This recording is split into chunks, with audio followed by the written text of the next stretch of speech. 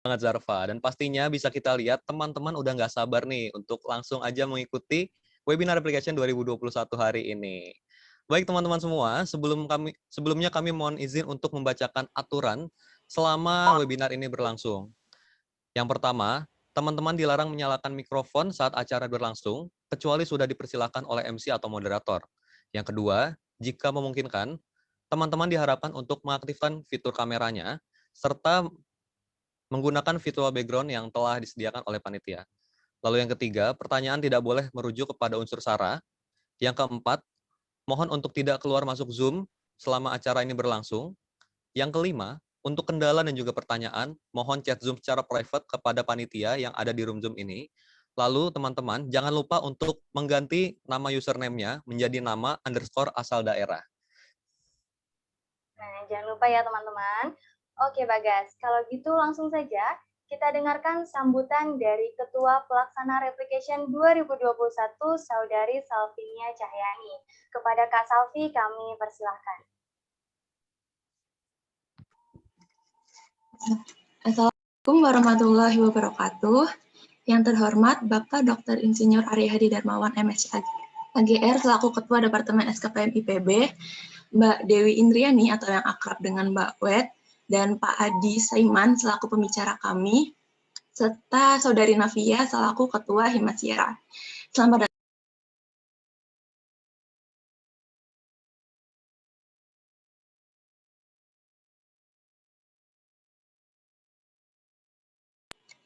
Baik. Assalamualaikum warahmatullahi wabarakatuh. Yang terhormat Bapak Dr. Insinyur Arya Hadi Darmawan MSc AGR selaku Ketua Departemen SKPM IPB, Mbak Dewi Indriani atau Mbak Wet, dan Pak Adi Saiman selaku pembicara kami, serta Saudari Navia selaku Ketua Himasyara. Selamat datang dan terima kasih kami ucapkan kepada para tamu undangan, serta teman-teman peserta yang sudah hadir, dan ikut memberi antusiasme tinggi pada webinar Replication hari ini. Replication adalah ajang di mana kita mengeksplorasi, serta mengaplikasikan apa dan bagaimana aksi ekologis, cara kita menjaga bumi dari bahaya limbah pandemik, khususnya limbah medis, dan cara-cara yang dapat kita lakukan untuk melindungi bumi. Sesuai dengan tema replication kita pada hari ini, yaitu Our Waste, Real Danger of Life After Pandemic. Melalui webinar ini diharapkan teman-teman mendapatkan pengetahuan baru dan dapat menumbuhkan kesadaran yang mungkin masih terpendam dalam diri dan belum tergerak untuk melakukan aksi ekologis mulai dari hal yang paling kecil. Saya selaku Ketua Pelaksana ingin mengucapkan terima kasih juga kepada teman-teman panitia yang sudah bekerja keras untuk membantu jalannya acara pada hari ini. Sekian dari kami. Sekian dari saya. Wassalamualaikum warahmatullahi wabarakatuh. Waalaikumsalam warahmatullahi wabarakatuh. Terima kasih kepada Kak Salvi yang telah memberikan sambutannya. Selanjutnya akan ada sambutan dari Ketua Himasyara, yaitu Saudari Navia Salsabila. Kepada Kak Navia, kami persilahkan. Baik, terima kasih Bagas selaku MC pada hari ini. Suara aku terdengar jelas ya? Terdengar, Kak. Baik. Assalamualaikum warahmatullahi wabarakatuh. Selamat pagi dan salam sejahtera untuk kita semua. Sebelumnya, yang terhormat kepada Bapak Arya Hadi Darmawan selaku Ketua Departemen SKPM, yang saya hormati juga Ibu Asri Solistiawati selaku perwakilan Komisi Kemahasiswaan SKPM, yang saya hormati juga para narasumber hari ini, yaitu Mbak Dewi Indriani selaku Community Engagement dari Zero Waste, dan juga ada Mas Adi selaku relawan dari komunitas Ciliwung. Acara replication pada pagi hari ini itu memiliki tujuan untuk mendukung aksi ekologis dan meningkatkan kepedulian terhadap fenomena lingkungan. Fenomena lingkungan itu kan memiliki cukup banyak isu ya di dalamnya. Dan teman-teman dari Research and Development Himasyara kali ini mengangkat isu lingkungan perihal sampah, yang mana sampah itu diangkat karena sangat dekat dengan kehidupan keseharian kita. Apalagi di masa pandemi kayak gini ya, banyak orang itu yang meminimalisir untuk keluar dari rumah, sehingga dalam pemenuhan kebutuhan pribadi, pemenuhan kebutuhan rumah tangga itu harus diberi secara online. Yang mana kalau dibeli secara online itu harus ada packaging yang di dalamnya itu dibalut dengan plastik sekali pakai, dengan kardus, yang mana yang akhirnya hanya akan menambah tumpukan sampah dari rumah tangga. Selain itu, selama pandemi ini juga kita nggak bisa memungkiri bahwa kebutuhan esensial kita itu adalah masker, yang mana penggunaan masker itu kan bersifat wajib ya sekarang, dan masih banyak juga nih orang-orang di luar sana yang menggunakan masker itu masker sekali pakai, bukan masker kain gitu, yang akhirnya juga akan menambah sampah. Tidak heran banyak data yang mengungkapkan bahwa sampah pandemi ini justru melonjak berkali-kali lipat selama masa pandemi. Nah, harapannya semoga dari webinar ini bisa menjadi ruang diskusi buat kita bersama mengenai kondisi lingkungan pada saat ini, dan juga bisa tahu nih nanti output-nya, bagaimana cara kita untuk mencegah atau menanggulangi hal tersebut. Lalu, sebelum saya menutup sambutan pada hari ini, saya ingin berterima kasih banyak kepada tim dari Himasyera, khususnya Research and Development yang sudah menyelenggarakan webinar pada hari ini. Semoga acaranya berjalan lancar hingga akhir acara. Sekian dari saya. Wassalamualaikum warahmatullahi wabarakatuh. Waalaikumsalam warahmatullahi wabarakatuh. Terima kasih Kak Navia atas sambutan hangatnya di pagi hari ini. Selanjutnya mari kita dengarkan sambutan dari Ketua Departemen Sains Komunikasi dan Pengembangan Masyarakat, Bapak Dr. Insinyur Arya Hadi Darmawan MSc AGR. Kepada Pak Arya kami persilahkan.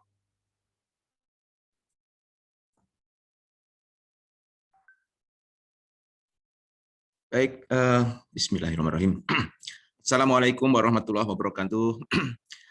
Salam sejahtera untuk kita semua. Shalom, Om Swastiastu, Namo Buddhaya, salam kebajikan, salam Indonesia Raya.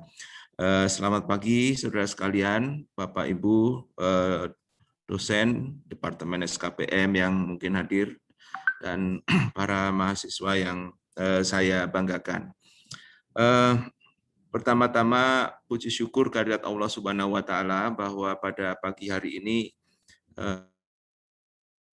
Himasyera akan menjalankan satu acara yang sangat bermakna dan sangat penting ya, dan saya kira sangat ilmiah juga ya. Jadi ini sesuai dengan kehidupan kampus kita.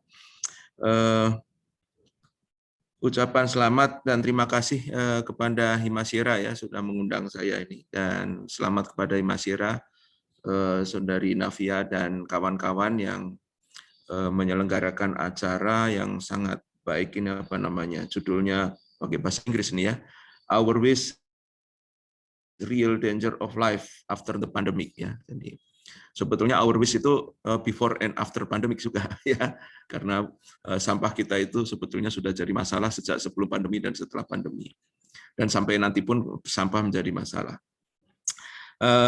Ucapan terima kasih saya menyambut kepada dua pembicara yang juga kayaknya ini generasi milenial ya, Mbak Dewi Indriani dan Mas Adi Saiman ya.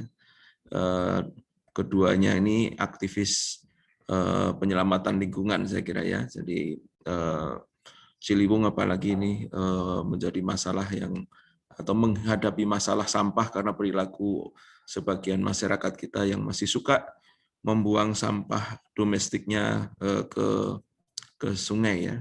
Tapi sebetulnya ancaman yang paling berat Sungai Ciliwung bukan hanya sampah domestik dalam arti sampah-sampah yang tadi plastik atau apa ya, tapi juga sampah dalam arti limbah rumah tangga ya, bekas cuci piring, kemudian bekas mandi kita ya, mandinya orang se-Bogor itu mengalir kemana itu dipertanyakan itu ya, bekas mandi orang se-Bogor itu sebagian masuk ke Ciliwung dan itu sampah itu ya. Jadi artinya kalaupun di Ciliwung itu tidak ada plastik pun itu bukan berarti dia bebas sampah ya. Karena air sabun dan air sabun, terutama air sabun bekas orang mandi itu masuk ke sungai itu juga bagian dari pencemaran lingkungan dan itu berbahaya sekali. Ucapan terima kasih kepada semua pihak yang mendukung acara ini tentu saja. Bapak, Ibu, saudara-saudari sekalian, saya menyambut baik acara ini dan saya kira ini acara yang penting karena sesuai dengan tantangan nasional. Seperti Anda ketahui, semua Bapak Ibu ketahui, kita memiliki undang-undang sampah, ya, undang-undang sampah yang selama ini mengatur bagaimana sampah itu harus dikendalikan. Banyak pemerintah daerah, mungkin semua pemerintah daerah di seluruh Indonesia sekarang ini berjuang habis-habisan, mati-matian untuk berperang melawan sampah, termasuk di Bogor. Ya. Betapa Anda lihat setiap saat kalau nanti berada di dermaga itu, truk-truk penuh dengan sampah hilir mudik di depan jalan raya di kampus dermaga itu menuju tempat pembuangan akhir di Galuga. Ya. Di Indonesia pengelolaan sampah masih konvensional, yaitu sampah ditimbun di tempat penimbunan akhir. Ini berbeda dengan di Eropa, seperti di Swedia misalnya. Di sana tidak ada satupun sampah yang tersisa karena semua sampah kemudian dijadikan energi. Juga termasuk di Singapura misalnya.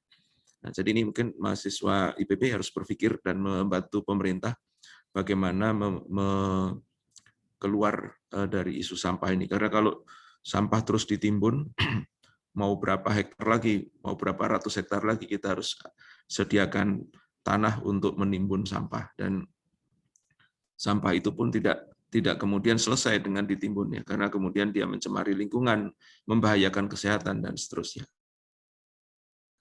Dan sampah yang kita hadapi ini itu sampah padat, ya, belum lagi sampah cair yang tadi saya katakan. Ya. Semua limbah cair dari rumah tangga itu masuk ke sungai, itu masuk ke got kemudian masuk ke saluran air lalu masuk sungai. Jadi kita sedang mencemari diri kita sendiri, karena sesungguhnya sungai diciptakan oleh Tuhan Yang Maha Esa, bukan untuk dicemari. Itu yang perlu kita pegang. Ya. Dan ketika kita mencemari lingkungan sungai, maka sebetulnya kita sedang menyalahi aturan dari Tuhan Yang Maha Esa.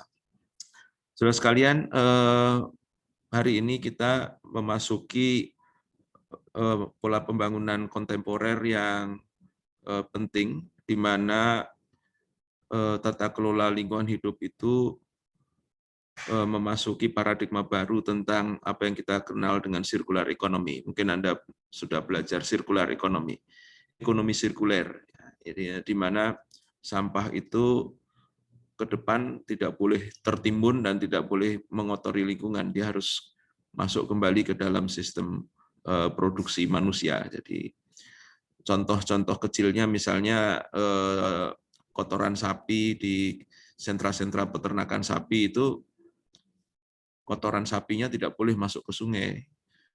Dia harus masuk ke biodigester. Dari biodigester menghasilkan biogas, lalu biogasnya menghasilkan gas untuk kehidupan rumah tangga, menggoreng ayam, dan seterusnya. Sementara kotoran padatnya keluar sebagai pupuk untuk kompos, untuk pertanian. Demikian kira-kira sistem ekonomi sirkuler itu. Ini yang kemudian kita kenal dengan blue economy. Jadi mahasiswa IPB mestinya memperjuangkan ekonomi sirkuler dan ekonomi biru, di mana kegiatan ekonomi tidak menghasilkan sampah, tapi menghasilkan kebaikan. Nah, jadi ini yang menjadi semangat filosofis kita ke depan. Supaya apa? Supaya sampah itu tidak terus menjadi masalah di lingkungan kita dan di peradaban kita.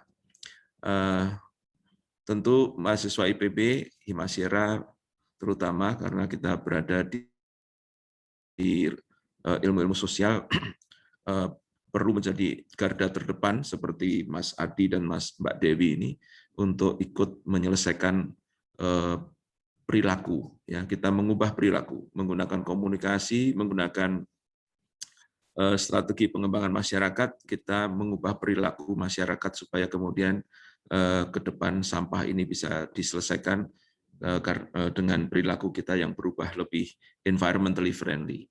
Saya kira demikian sambutan saya. Saya ingin mengatakan sekali lagi, saya bangga dengan acara ini, bangga dengan Himasyera, bangga dengan 210 orang yang saya lihat berada di ruangan ini, luar biasa antusiasmenya terhadap isu sampah yang menjadi isu peradaban. Bukan lagi isu Indonesia, bukan lagi isunya orang Bogor, bukan isunya orang Semarang, orang Jakarta. Ini isu peradaban. Sampah ini isu peradaban. Peradaban kita ditimbuni oleh sampah. Supaya kita sadar ini dan ke depan kita membuat perubahan yang lebih baik lagi. Saya kira demikian. Selamat berwebinar. Our Wish, Real Danger of Life After the Pandemic. Semoga Allah Subhanahu Wa Taala, Tuhan Yang Maha Esa, memberkahi acara ini dan melindungi acara ini sehingga selesai dengan sempurna. Assalamualaikum warahmatullahi wabarakatuh. Selamat pagi. Waalaikumsalam warahmatullahi wabarakatuh. Terima kasih kepada Bapak Arya yang telah memberikan sambutannya. Baik, teman-teman semua, sebelum kita lanjut ke acara selanjutnya, kami mau ngingetin nih bahwa akan ada challenge untuk teman-teman semua dengan hadiah menarik untuk 2 orang pemenang nih. Caranya yaitu dengan mendokumentasikan atau review materi webinar sekreatif mungkin, lalu menguploadnya di Instastory teman-teman masing-masing, dan jangan lupa untuk tag @himasiera dan juga Instagramnya Kak Salvi, yaitu @slvn.ch. Serta jangan lupa juga cantumkan hashtag replication webinar. Nah, akan ada 2 orang pemenang nih, dengan hadiah yang sangat menarik tentunya. Jangan lupa ikut challenge ya teman-teman semua. Nah, Zar, selanjutnya nih. Selanjutnya, ngomong-ngomong tentang replication nih, Zar. Kira-kira Zarfa masih ingat nggak nih tema dari replication tahun ini tuh apa sih? Pastinya dong Bagas. Dari tadi juga sudah diungkit-ungkit ya kalau replication tahun ini mengangkat tema Our Waste, Real Danger of Life After the Pandemic. Yang tentunya tema ini akan sangat menarik untuk dibahas karena tema ini mengingatkan kita yang seringkali masih suka lupa kalau di masa pandemi ini yang harus dijaga bukan hanya kesehatan diri, tapi juga lingkungan.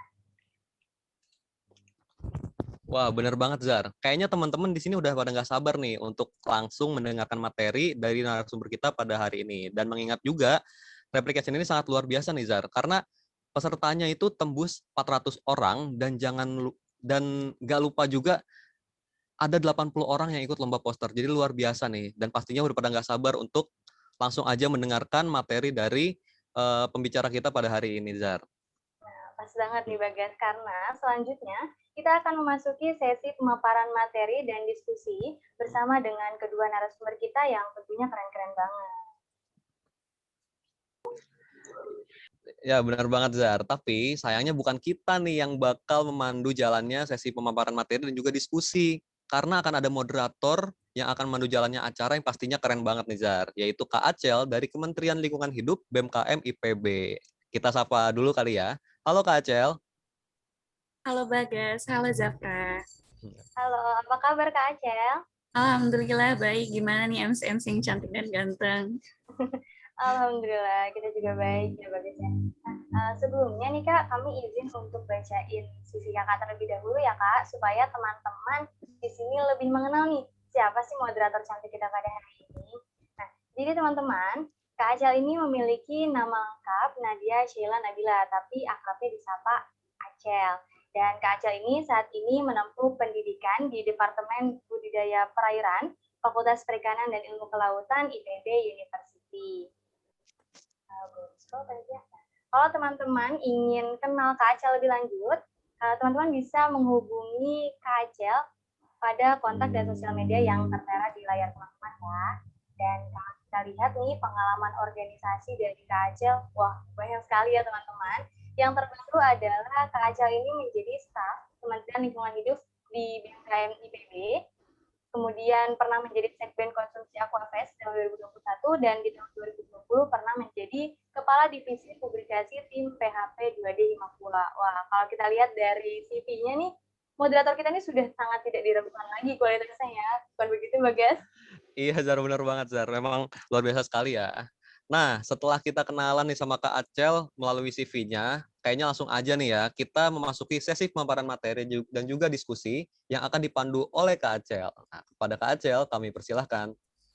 Terima kasih kepada MC. Sebelumnya, apakah suara saya jelas? Jelas, Kak Acel? Baik, terima kasih. Baiklah, para peserta webinar sekalian, langsung saja kita masuk ke acara selanjutnya, yaitu penyampaian materi dan yang nantinya akan dilanjutkan dengan sesi diskusi dan tanya-jawab. Namun, sebelum acara selanjutnya dimulai, saya ingin menyapa para peserta webinar pada pagi hari ini. Assalamualaikum warahmatullahi wabarakatuh. Perkenalkan kembali, nama saya Nadia Sheila Nabila atau akrab dipanggil Acel, selaku perwakilan staf dari Kementerian Lingkungan Hidup BMKM IPB, yang pada pagi hari ini sebagai moderator yang sebelumnya akan saya ingatkan kembali kepada para peserta webinar untuk menggunakan format nama yaitu nama _ domisili dan menghidupkan kameranya apabila tidak ada kendala.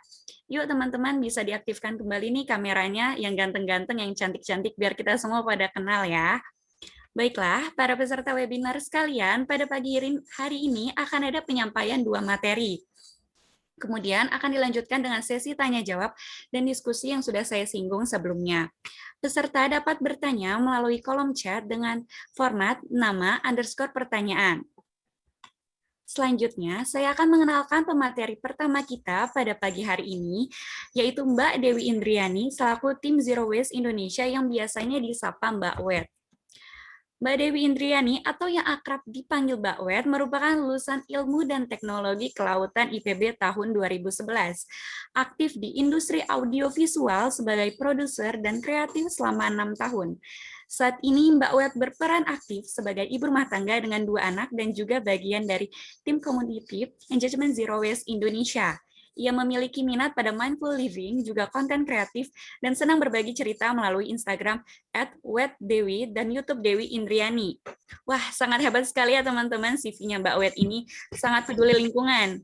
Gimana nih para peserta webinar? Udah nggak sabar kayaknya ya mendengarkan materi dari Mbak Wet. Sebelumnya, apakah Mbak Wet sudah bergabung dengan kita di Zoom meeting ini? Halo Mbak Acel, selamat pagi dan teman-teman semua. Aku sudah standby di sini. Pagi Mbak Wet. Apa kabar nih Mbak Wet? Alhamdulillah luar biasa, kenyang, happy, waras. Insya Allah siap buat berbagi sama teman-teman semua. Alhamdulillah. Aku senang banget dengarnya nih. Mbak Wetnya semangat, insya Allah teman-teman webinarnya juga pada semangat. Kepada Mbak Wet, disilahkan ya Mbak untuk memberikan materi. Oke, terima kasih Mbak Acel buat kesempatannya. Assalamualaikum warahmatullahi wabarakatuh. Saya mau mengucapkan terima kasih buat teman-teman yang sudah mengundang Zero Waste Indonesia, dan saya mewakili di sini ingin berbagi tentang Zero Waste di kala pandemi seperti ini. Sebelumnya salam hormat dulu untuk Pak Arya Hadi Darmawan, Ketua Departemen SKPM, lalu juga Mas Adi Saiman dari Relawan Peduli Ciliwung. Halo Mas Adi, lalu juga terima kasih teman-teman Himasiyara IPB, para peserta yang luar biasa pagi ini menyempatkan hadir untuk standby, meluangkan kuotanya, meluangkan wifi-nya, koneksinya untuk kita belajar bareng di sini untuk menangani sampah kita bersama. Oke, aku izin share screen ya.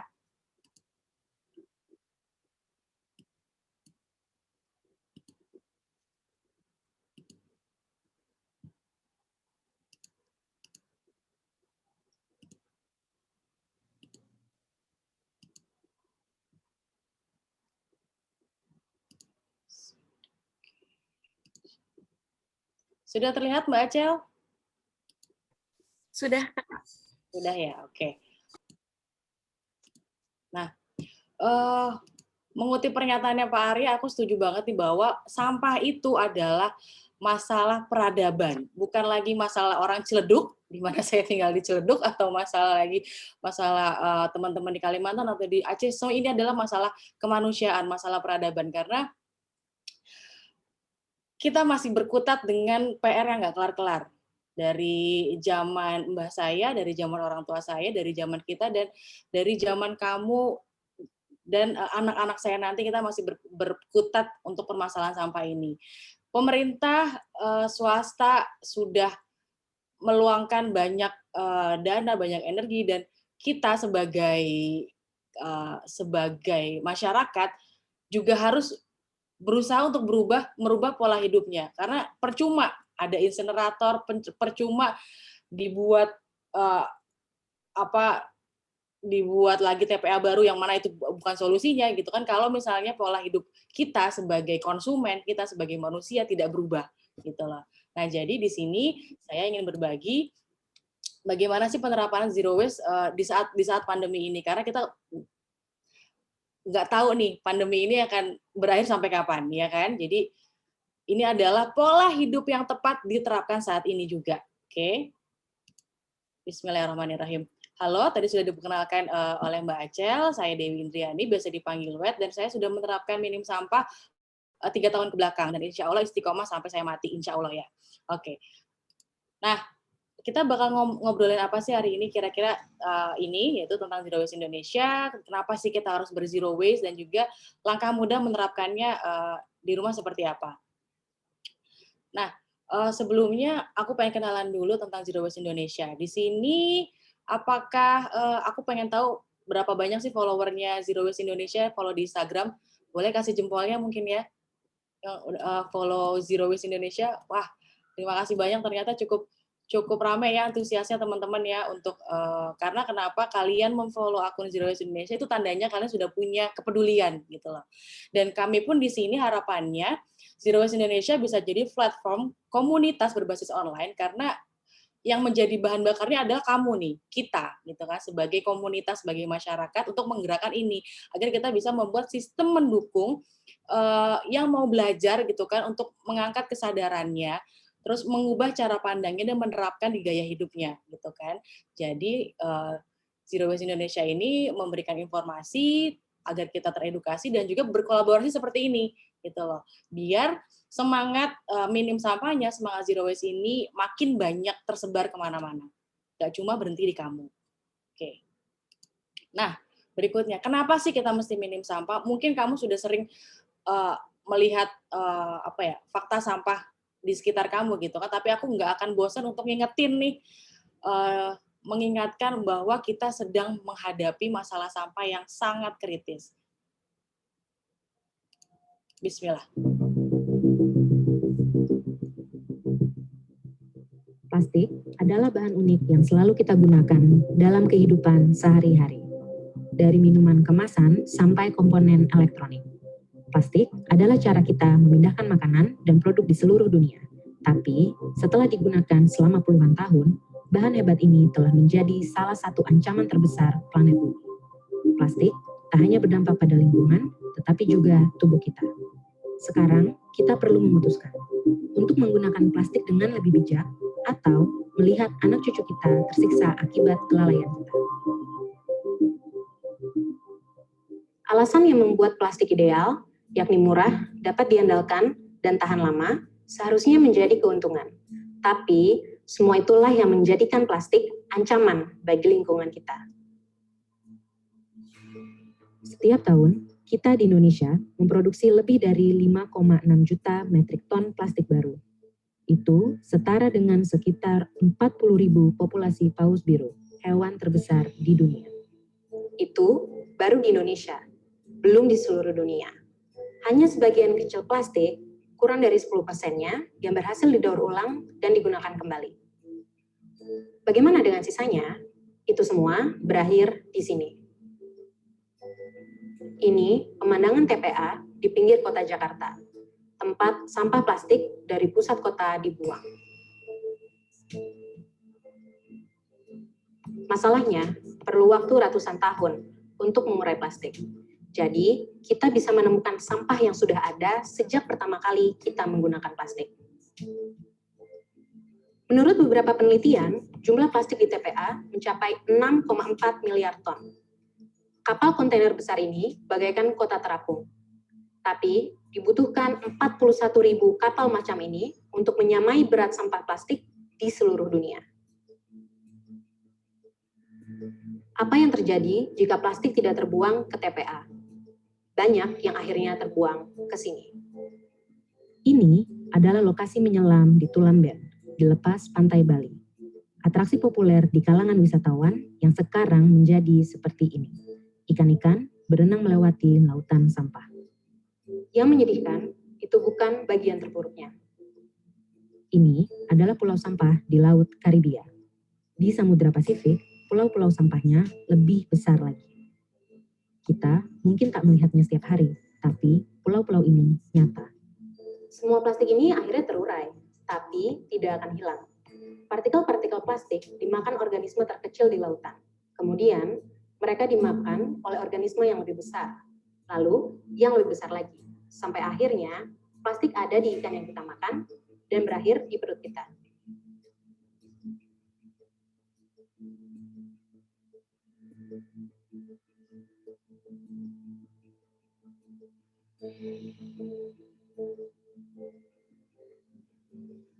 Butuh ratusan juta rupiah per hari dan lusinan armada kapal untuk mengelola sampah plastik yang mengapung di Samudra Pasifik. Lantas, berapa yang dibutuhkan untuk membersihkan seluruh sampah di dunia?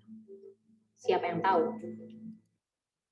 Nah, itu masalah sampahnya sudah sangat kritis sekali. Dan kalau aku bertanya ke diri sendiri, apakah aku suka sampah? Tidak. Kalau kita tidak suka sampah, kenapa kita mau membuat sampah? Itu kan pertanyaannya. Siapa sih yang suka gitu kan deket sampah? Ya bau, bau lalu kotor gitu kan. Lalu kenapa kita harus membuat sesuatu yang mubazir? Gitu. Karena tahun 2050 diprediksi akan lebih banyak plastik daripada ikan di lautan. Ini berlaku tidak hanya untuk plastik ya, tapi juga kertas, lalu kaca, lalu metal, apapun yang kita sia-siakan gitu, itu akan berakhir ujung-ujungnya di laut.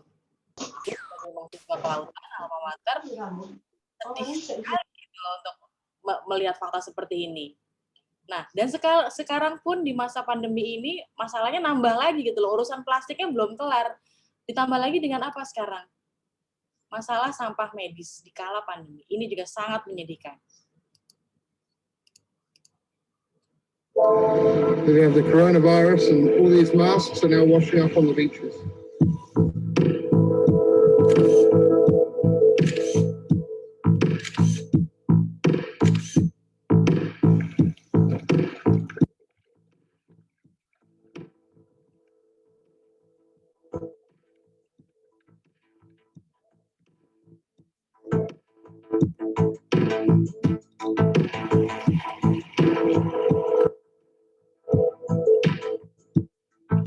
That was in February, and that was a far-flung beach. I mean, it was nowhere near the city. And then since then, we've obviously gone to other beaches nearer the city, and we're seeing masks washing up. So it's June 1st here in Hong Kong, and come down the beach, we're still finding lots of these.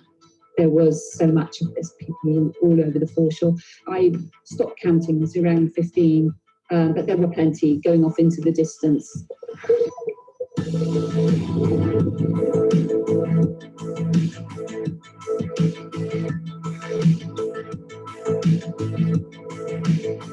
It's important to understand we had a tremendously grave crisis before the pandemic even started in terms of plastic waste in the ocean. And now you take the global pandemic. At the current rate, we're putting 129 billion, I'm saying billion, face masks into the environment every single month. 65 billion plastic gloves into the environment every single month. A significant portion of those would be disposed of improperly or wind up in the ocean.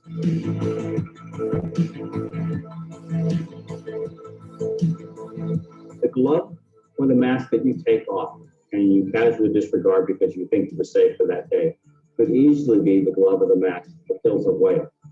So understand that the simple human act of indifference or of safety may have a tremendously deleterious effect on the other end.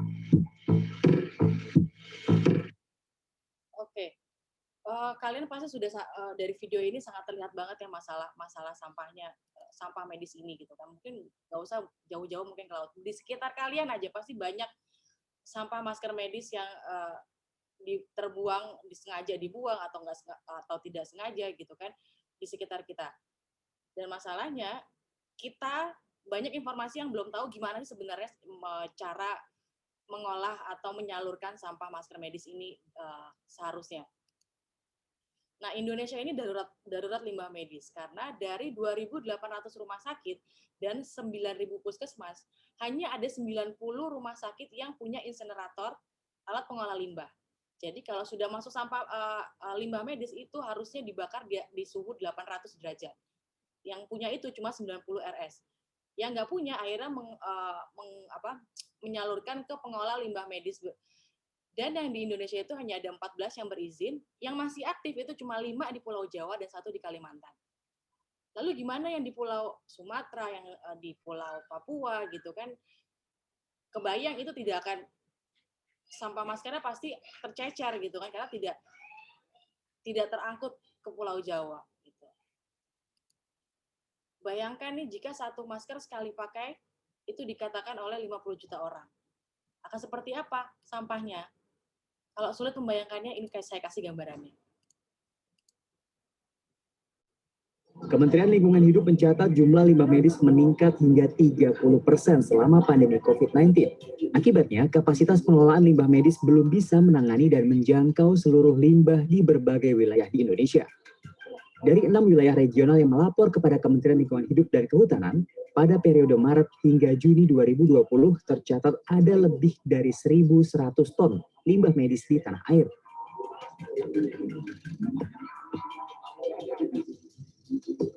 Mengacu pada surat edaran Menteri LHK nomor 02 tahun 2020 tentang pengelolaan limbah infeksius B3 dan sampah rumah tangga dari penanganan COVID-19, pemerintah akan menambah fasilitas pengelolaan limbah medis. Pada 2020, fasilitas akan dibangun di Sumatera Barat, Aceh, Kalimantan Selatan, Nusa Tenggara Barat, dan Nusa Tenggara Timur. Akan dibangun 28 fasilitas pengelolaan limbah medis baru pada periode 2021 sampai 2024. Perbandingan jumlah limbah medis dan fasilitas pengelolaannya yang belum seimbang memperbesar peluang limbah medis tidak tertangani dengan baik. Peluang limbah medis tercecer ke tempat sampah bahkan badan sungai dan muara pun juga tinggi. Bahkan dari hasil survei kajian kami ke lapangan itu menyatakan, tetapi yang tadinya sampah medis ini yang tidak ketemu, tiba-tiba masker lebih banyak, kemudian bahkan ketemu hazard material gitu sampai di lapangan. Kayaknya ketakutan masyarakat ini berlebihan kalau kami pikir. Nah, kecenderungan nanti kemungkinannya akan. Oke, ini aku video lengkapnya akan aku kasih linknya ya, karena ini aku ngeliat timer, waktuku tinggal 7 menit lagi untuk sharing soal ini. Jadi, aku lanjut lagi. Nah, berapa kilo sih sampah yang kita produksi per orang per hari? Yaitu 0,7 kg, in total 64 juta ton per tahun. Dan 60%-nya adalah sampah organik atau sisa makanan kamu. Nah, apa sih yang bisa kita lakukan? Kita bisa kok melakukan sesuatu, meskipun dari rumah, meskipun juga kecil. Terapkan pola hidup zero waste dalam keseharian kita. Zero waste itu bukan soal nol sampah, tapi gimana caranya kita memperpanjang siklus hidup, memaksimalkan sumber daya agar tidak berakhir di tempat prosesan akhir. Nah, zero waste itu tidak sama dengan nol sampah, tapi bagaimana caranya kita bersinergi dengan alam. Alam sudah memberikan kita banyak, lalu kita bisa apa? Gitu kan? Zero waste itu tentang mengenali diri sendiri, mengenali kebutuhan kamu, untuk menyederhanakan hidup. Gitu. Jadi kita tidak perlu terburu-buru jika ada flash sale di e-commerce gitu kan, promo 4/4 gitu kan. Tapi kalau nggak butuh ya nggak usah gitu. Nah, zero waste juga tidak sama dengan anti plastik. Seperti yang saya bilang tadi, plastik itu adalah bahan yang sangat berharga. Jika kita bisa menggunakan plastik seperti kita menggunakan emas berharga, kita pasti nggak akan buang-buang itu plastik, ya kan? Karena plastik itu adalah bahan yang sangat luar biasa, murah, mudah diolah gitu. Tapi bukan berarti kita bisa menyia-nyiakannya. Dan yang sudah kita sia-siakan itu adalah yang tertumpuk di TPA. Itu sangat sayang sekali. Nah, gimana sih caranya kita untuk memulai gaya hidup zero waste? Sebenarnya gampang. Yang pertama, temukan tujuannya. Semoga video yang tadi saya kirim, kita tonton bareng, itu bisa jadi trigger kamu ya untuk memulai minim sampah sekarang juga. Lalu audit sampahnya, mulai dengan satu hal, kita implementasikan 6R. Kita akan bahas satu-satu soal 6R ini. Rethink, refuse, reuse, reduce, rot, and recycle. Lalu, dan yang berikutnya, ajak teman dan keluarga. Karena gerakan ini akan berhasil jika kita serentak bergerak bersama-sama. Oke, soal rethink, refuse, reuse ini adalah pencegahan yang pertama. Kamu harus pikirkan baik-baik sebelum membeli. Nggak perlu ikutan promo sale kalau kamu memang nggak butuh. Lalu bilang tidak terima kasih pada saat orang ada yang menawarkan kemasan sekali pakai. Ingat, utamakan adab sebelum ilmu. Hindari penggunaan sekali pakainya. Nah, reduce, audit sampah kamu. Zero waste swap. Jadi ganti apa yang bisa kamu ganti. Maksudnya gini, kalau misalnya biasanya kamu pakai tisu gitu kan, coba sekarang berlari ke lap kain atau selampe dulu ya. Oh, maaf kalau ada suara anak saya ya.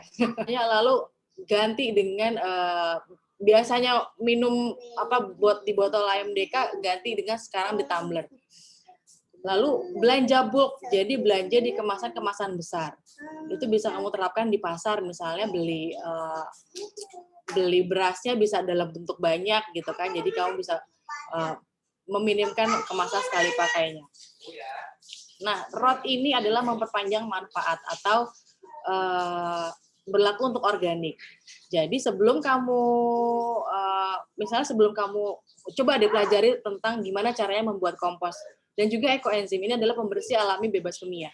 Kalau kita menggunakan pembersih ekoenzim, itu bisa limbah buangannya ke saluran air itu bisa baik untuk ekosistem air. Maksudnya gimana? Itu ekoenzim itu bisa membersihkan saluran air karena dia tidak ada bahan sintetisnya seperti busa deterjen. Nah, ini bikin ekoenzim juga gampang sekali kok gitu. Lalu pelajari cara mengkompos karena aku udah diingetin berkali-kali, sekarang tinggal 5 menit lagi. Oke, baiklah. Pelajari tentang mengkompos itu mudah sekali gitu kan. Lalu recycle dari rumah gitu, kalau terpaksa ada plastik kemasan yang kamu pakai, silakan dipilah sampahnya, dipilah kemasannya. Nah, ini kamu terapkan 2P 2S, proses pilah simpan salur untuk sisa anorganik. Misalnya di proses itu direndam air hangat, dihancurkan, lalu dipilah berdasarkan kategorinya.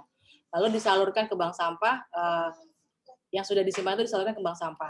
Lalu berikutnya untuk masker sekali pakai, itu juga jangan dibuang sembarangan, tapi diterapkan 2P 2S, proses pilah simpan salur. Jadi kamu gunting dulu, direndam air hangat, dimasukkan ke botol plastik AMDK, lalu disimpan, selama penyimpanan disemprot disinfektan, lalu disalurkan ke fasilitas kesehatan. Itu pun juga berlaku untuk misalnya obat kadaluarsa. Jadi terapkan 2P 2S di kala pandemi ini. Dan yang pasti, ceritakan apa yang kamu lakukan, jangan berhenti di kamu, ajak keluarga kamu, ajak sekitar kamu, ajak follower di sosial media kamu, jangan berhenti di kamu. Karena kita semua adalah agen dari perubahan, dan kita semua bisa mempengaruhi orang lain untuk berbuat kebaikan. Oke, sekian, terima kasih. Maaf ya kalau misalnya kami di rumah aku kedengeran suara bayi-bayi. Nanti kita kalau misalnya kamu ngobrol diskusi lebih panjang, kamu bisa colek-colek aku di Instagram @dewi atau juga bisa lewat akunnya Zero Waste Indonesia. Terima kasih, Acel. Silakan. Baik, terima kasih kepada Mbak Wet atas penyampaian materi yang sangat luar biasa sekali ya. Mohon maaf nih Mbak Wet karena keterbatasan waktunya. Semoga materi yang disampaikan bisa membuka mata kita dan menguatkan niat kita untuk lebih peduli kepada lingkungan ya teman-teman. Nah, namun teman-teman diingatkan kembali, pasti masih banyak yang penasaran kan, aduh ini apa sih, zero waste itu apa? Nah, teman-teman bisa sekali bertanya di kolom chat pada sesi diskusi selanjutnya. Seperti itu ya teman-teman.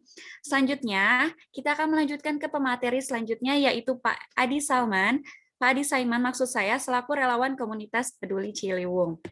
Berikut merupakan CV dari Pak Adi Saiman yang lahir di Jakarta 20 Maret tahun 1976. Aktivitas-aktivitas yang beliau lakukan yaitu relawan di komunitas peduli Ciliwung, tim Satgas Naturalisasi Sungai Ciliwung Kota Bogor, Divisi Edukasi dan Kampanye, dan Head of Education at Campaign di Jakarta Osoji Club Komunitas Lingkungan. Sebelumnya, Pak Adi Saiman apakah sudah bergabung di Zoom bersama kita? Ya, terima kasih Mbak Ica, sudah bergabung dari tadi. Baik, apa kabar Pak Adi? Alhamdulillah baik. Gimana teman-teman semuanya? Mbak Ica juga sehat ya semuanya? Alhamdulillah aku sehat. Gimana nih teman-teman ditanya kabarnya? Mungkin bisa on mic sebentar. Sehat nggak? Sehat. Ya dong, harus sehat dong. Alhamdulillah sehat. Alhamdulillah sehat Pak. Alhamdulillah sehat. Alhamdulillah Pak, pada sehat dan udah nggak sabar nih Pak dengar materi dari Pak Adi Saiman. Kepada Pak Adi, disilahkan. Ya, sebelumnya saya agak ngiri tadi Mbak Dewi dipanggil Mbak, saya dipanggil Pak. Ya, lebih baik panggil Bang aja deh ya, lebih enak gitu ya. Dipanggil Pak kayaknya kesannya tua banget gitu ya. Baik, berarti kita panggilnya Bang ya, Bang Adi Saiman. Silakan Bang Adi. Kita bawa relax aja ya.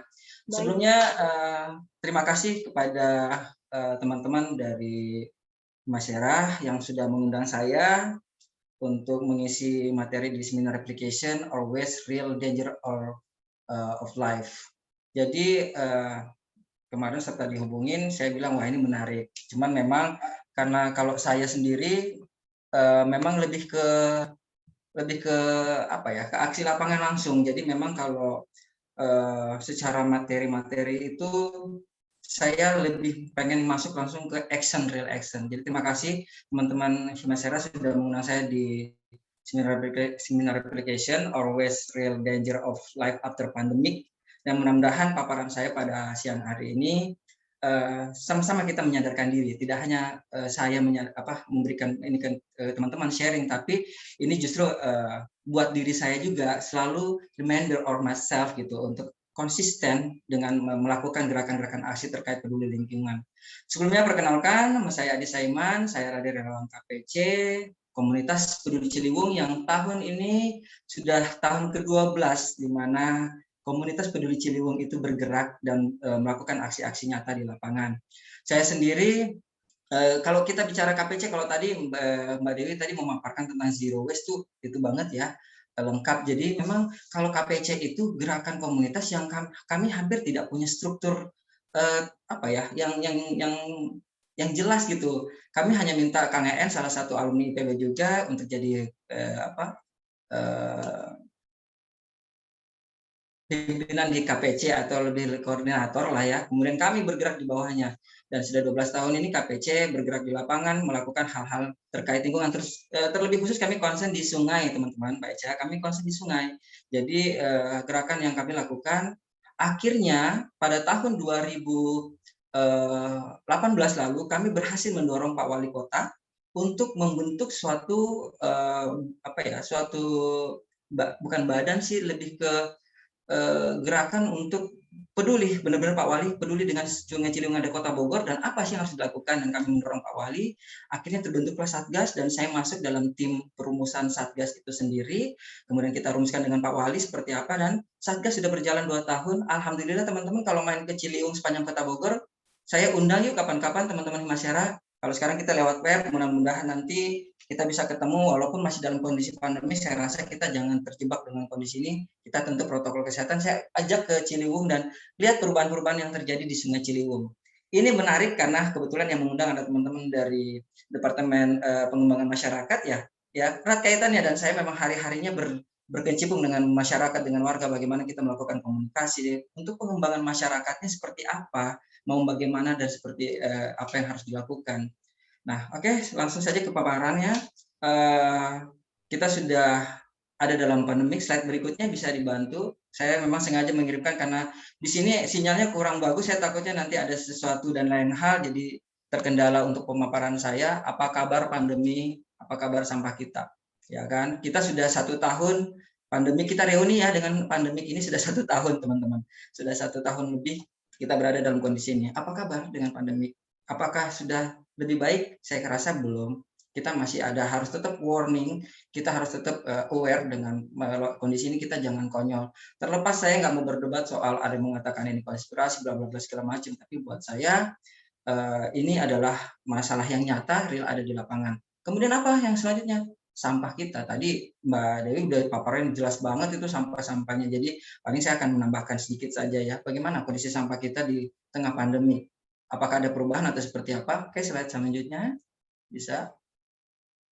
Nah, ini COVID. Saya rasa kalau terlalu rinci, ini bukan, kita nggak fokus ke COVID-nya, tapi ke masalah sampahnya. Tapi inilah COVID, teman-teman mungkin sudah bisa melihat bagaimana COVID itu luar biasanya merubah pola hidup kita, luar biasanya mempengaruhi semua sendi-sendi kehidupan kita. Nah, oke, lanjut lagi. Selanjutnya. Ya, kasus COVID kita pertama kali 2 Maret 2020 di wilayah Kota Depok, dan itu membuat kita panik pertama kali, dan tidak ada satu negara pun yang siap untuk menghadapi ini termasuk Indonesia. Negara sehebat Amerika pun tidak akan pernah siap dengan kondisi ini. Ya, lanjut. Next, ya. Dunia dibuat gempar oleh kondisi tersebut. Tidak ada satu negara di dunia yang siap dengan apa yang terjadi, karena seketika merubah sebagian besar pola dan tatanan kehidupan sosial juga ekonomi. Tidak terkecuali dengan persoalan sampah, karena situasi yang tidak normal membuat perilaku manusia pun ikut terpengaruh. Mulai dari para tenaga medis yang harus menggunakan ekstra APD, alat pelindung diri, masyarakat harus menggunakan masker, aktivitas jual beli secara online didominasi oleh online, dan saat ini normal diterapkan sebagian besar pelaku usaha, khususnya restoran atau kedai makanan, melakukan protect condition agar lebih menjamin higienitas dari produk makanan mereka. Pastinya mereka menggunakan plastik, mereka menggunakan sarung tangan yang selama ini mereka menggunakan sarung tangan, tapi plastik itu sedikit dikurangi. Saya berapa kali makan di restoran, sendok sudah dibungkus pakai plastik, luar biasa gitu ya. Oke, lanjut. Next, ya ini saya sedikit mengcapture beberapa liputan, beberapa berita-berita tentang jumlah sampah plastik melonjak sama pandemik.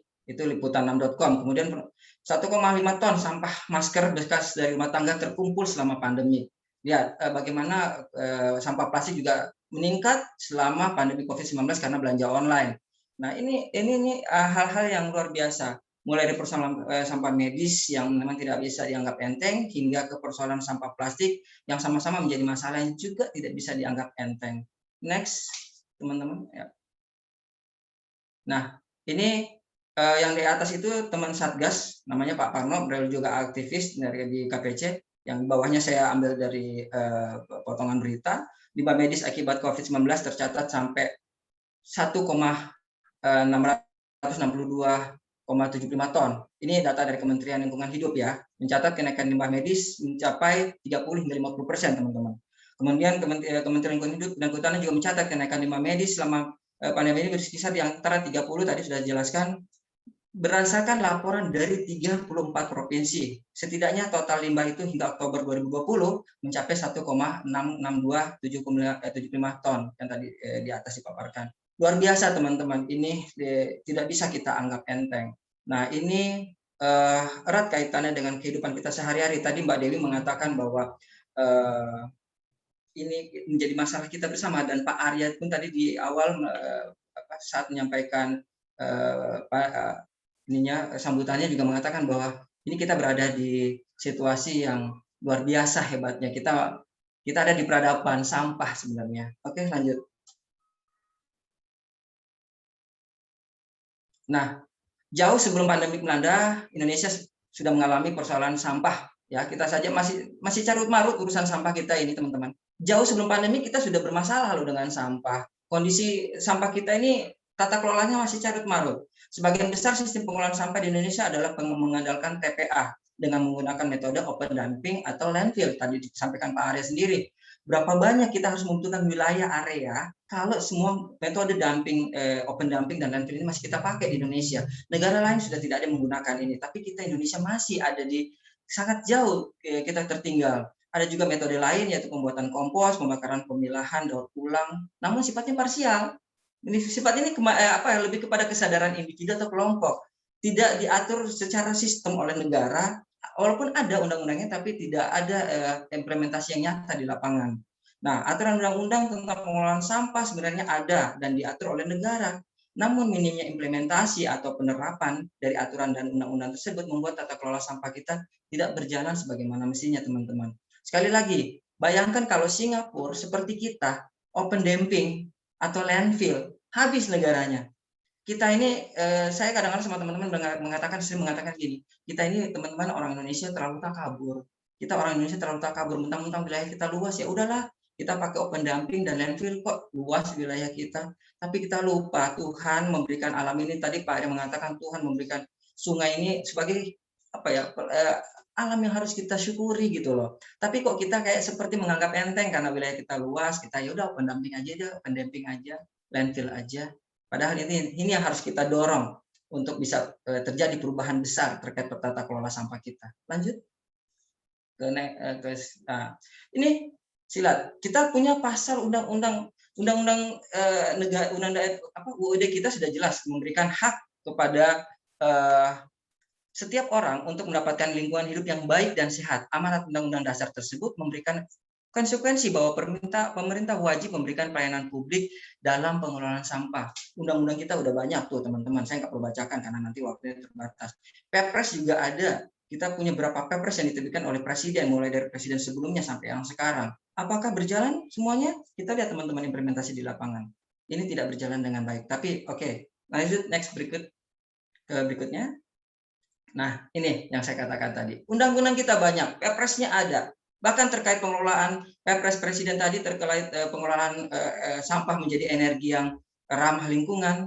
So, apa yang terjadi? Teman-teman bisa lihat ini. Saya nggak perlu jauh-jauh ambil ke negara-negara lain. Ini foto ini saya ambil dan teman-teman KPC ambil di seputaran Bogor, teman-teman. Sekali lagi, ini real foto-foto yang ada di Kota Bogor. Jadi saya nggak ngambilnya dari yang lain dulu. Dan bahkan ada yang di ruas jalan Dramaga yang tidak jauh dari kampus tercinta kita, yaitu IPB. Nah, ini yang miris sekali. Lihat teman-teman bagaimana masker berserakan seperti itu dan bercampur dengan sampah rumah tangga. Ini dianggap biasa, ya kan? Lanjut, next. Nah, ini teman-teman dari Satgas. Bagaimana mereka setiap hari di pinggir sungai itu hampir menemukan setiap hari limbah medis itu yang digantung hampir sama. Ini di Kota Bogor, di sisi Sungai Ciliwung, dan bagaimana salah satu TPS di Kota Bogor itu ada bapak-bapak yang mengais sampah, tidak menyadari dirinya bahwa dirinya ini dalam bahaya karena sampah medis itu ada di dalam TPS tersebut. Lanjut. Nah, ini juga sama, tidak jauh dari Kota Bogor. Ada di perbatasan antara Kota Bogor dan Kabupaten Bogor, tepatnya di Ciamas. Ini sempat menjadi masalah, teman-teman. Saya menarik karena hal ini sempat dilaporkan oleh salah satu teman kita, mahasiswa S2 dari IPB. Dari IPB, dia ambil ilmu gizi. Tema bisa saya Mbak Putri namanya. Mungkin saya rasa teman-teman bisa hafal. Tapi apa yang terjadi ketika dia melaporkan hal ini? Apa yang terjadi? Dia terintimidasi. Dia bahkan diteror. Kenapa dia berani melaporkan sekelas mahasiswa katanya melaporkan segala semacamnya? Ini yang terjadi teman-teman. Padahal ini bentuk aware dia loh. Akhirnya kami coba bantu backup. Kami bilang tidak boleh seperti ini. Pemerintah justru harus bersyukur ketika ada warga atau mahasiswa yang melakukan ini, gitu loh. Ya, ini jadi di dekat rumahnya si Mbak Putri yang mahasiswa S2 dari ilmu gizi ini yang mengambil di IPB. Dan dibakar setiap hari, asapnya masuk sampai ke rumahnya dan dia protes. Akhirnya dia coba mencari tahu ke RT RW apa sebenarnya kenapa bisa seperti ini. Ternyata teman-teman, kenapa ini bisa menjadi masalah? Adanya kepentingan yang mengcover masalah ini. Jadi si orang yang menyediakan tanah ini mendapatkan uang dan ada perputaran uang di sini sehingga ini dibiarkan terjadi. Ini yang tidak beres. Artinya negara harus hadir, civil society kita memang juga harus ada, harus kuat untuk mendobrak hal-hal seperti ini, teman-teman. Ini ada di Ciamas tepatnya, tidak jauh. Makanya saya mengambil semuanya ini tidak terlalu jauh-jauh, ada di lingkungan kita sendiri. Nah, ini yang terjadi, teman-teman. Bisa dilihat, kondisi sampah di darat masih luar biasa, tidak terkelola dengan baik. Next. Nah, ini di Sungai Ciliwung. Lagi-lagi ini ada di Kota Bogor. Saya tidak mengambil yang jauh-jauh. Ini tidak jauh, yang sebelah kiri ini foto dari teman-teman ini tidak jauh dari jembatan Satu Duit Jambu 2. Silakan teman-teman bisa ini. Tapi sekarang sudah dibersihkan oleh teman-teman Satgas. Kita juga mengajak warga agar warga juga peduli. Dan yang di sebelah kanan itu adanya di Gria Katulampa, di belakang perumahan Gria Katulampa. Itu serem banget teman-teman. Nah, ini sampah-sampah semua. Dan termasuk di situ ada limbah medis yang kami temukan. Ada bekas suntik, ada bekas selang infus, bahkan pernah saya sendiri dan teman saya menemukan cairan bekas pencuci darah. Apa kabar dengan sistem pengelolaan limbah medis kita? Ini yang jadi tanda tanya. Lanjut. Oke. Lanjut. Ya. The next. Berikut. Halo. Bisa selanjutnya, next-nya, Mbak. Oke, nah, masalah sampah kita baik sebelum pandemi hingga sekarang ini di tengah kondisi pandemi masih menjadi persoalan yang tidak pernah selesai dan masih menjadi persoalan kita bersama. Dan persoalan sampah di Indonesia masih menjadi momok yang menakutkan tentang bagi kerusakan lingkungan. civil society kita ini harus benar-benar dibangun dan harus kuat yang tadi saya sampaikan untuk ikut ya mengawal bersama terkait aturan undang-undang penataan lingkungan khususnya persoalan sampah teman-teman. Dan kita sangat minim teladan untuk mulai membangun kesadaran bahwa kita punya kewajiban menerapkan pola hidup yang tidak hanya peduli dan ramah lingkungan, tapi bagaimana kita wajib mengelola lingkungan dengan baik. Ayo next berikutnya. Nah, berapa banyak pakar lingkungan kita? Saya tidak perlu menyebutkan, teman-teman sudah bisa membayangkan berapa banyak para ahli lingkungan kita, berapa banyak mahasiswa yang sekarang ini sudah menimba ilmu, bahkan yang sudah lulus mungkin, yang merupakan calon-calon pakar lingkungan nantinya. Berapa banyak aturan undang-undang hingga Perpres yang mengatur tentang sampah dan tata kelola lingkungan kita. Berapa banyak, teman-teman? Semuanya sudah ada, semuanya sudah telah diatur, semuanya telah didiskusikan, semuanya telah dikaji, ya kan? Penelitian dilakukan, fokus grup diskusi di mana-mana. Saya berapa kali di FGD untuk masalah lingkungan. Nah, diadakan sudah begitu banyak. Haruskah hanya menjadi dokumen? Haruskah hanya menjadi dokumen yang tersimpan rapi? Haruskah semuanya menjadi kumpulan jurnal yang tersimpan rapi? Sementara kita masih sibuk berdebat, masih sibuk saling menyalahkan, dan tidak tahu kapan harus memulai dan dari mana harus memulainya. Sekali lagi kita sangat minim teladan. Ayo teman-teman kita menjadi teladan bagi diri kita dan lingkungan kita ya teman-teman. Next berikutnya. Ya, berhentilah hanya berwacana, berhenti saling berdebat, berhenti saling menyalahkan. Lakukan action gerakan perubahan dari sekarang. Dari diri kita dulu lah. Mulai berpikir dan bijak sebelum kita menghasilkan sampah. Tadi Mbak Dewi sudah menyampaikan ya kan. Gaya hidup kita harus memikirkan bagaimana dampak lingkungannya teman-teman. Kurangi atau bahkan hilangkan ekosistem kita untuk ekosistem kita yang lebih baik. Next. Selanjutnya.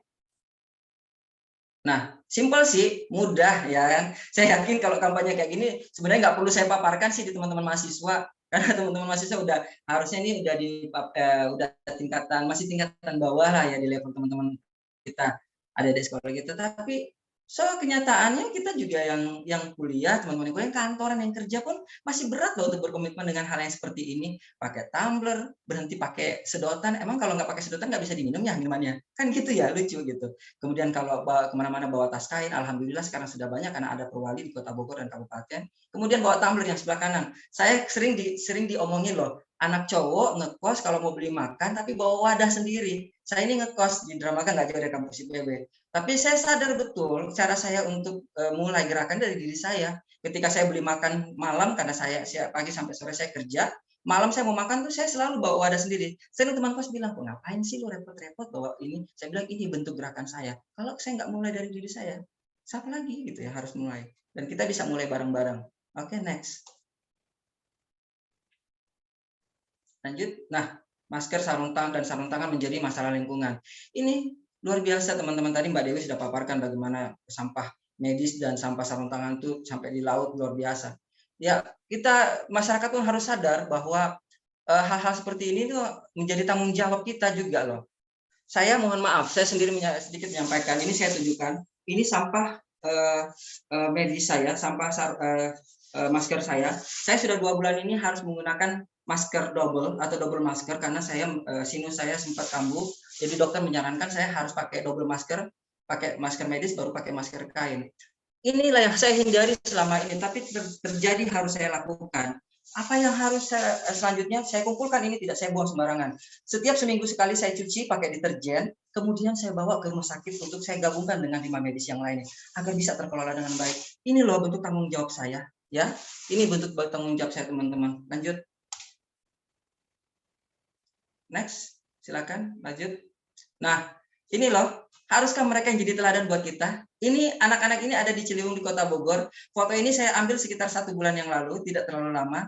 Dan ini benar-benar mereka refleks, mereka suka mandi di sungai. Dan saya bilang, yuk sekali bersih-bersih sungai. Dan ini mereka lakukan dengan penuh riang gembira karena mereka padahal mereka nggak tahu bahwa masa depan mereka terancam. Ketika lingkungan mereka rusak, lingkungan kita rusak, mereka adalah masa depan mereka. Ini adalah masa depan yang harus mereka jaga gitu loh. Apa yang harus kita wariskan kepada mereka sementara mereka berhak hidup dengan kualitas lingkungan yang hidup yang lebih baik teman-teman.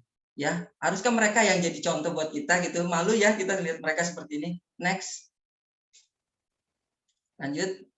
Nah, Ini juga foto saya ambil. Ini real, tidak ini karena mereka lagi duduk, tiba-tiba saya suruh senyum dong, lihat. Dan ada beberapa aktivitas dan mereka ikut di sungai beraktivitas bersama KPC.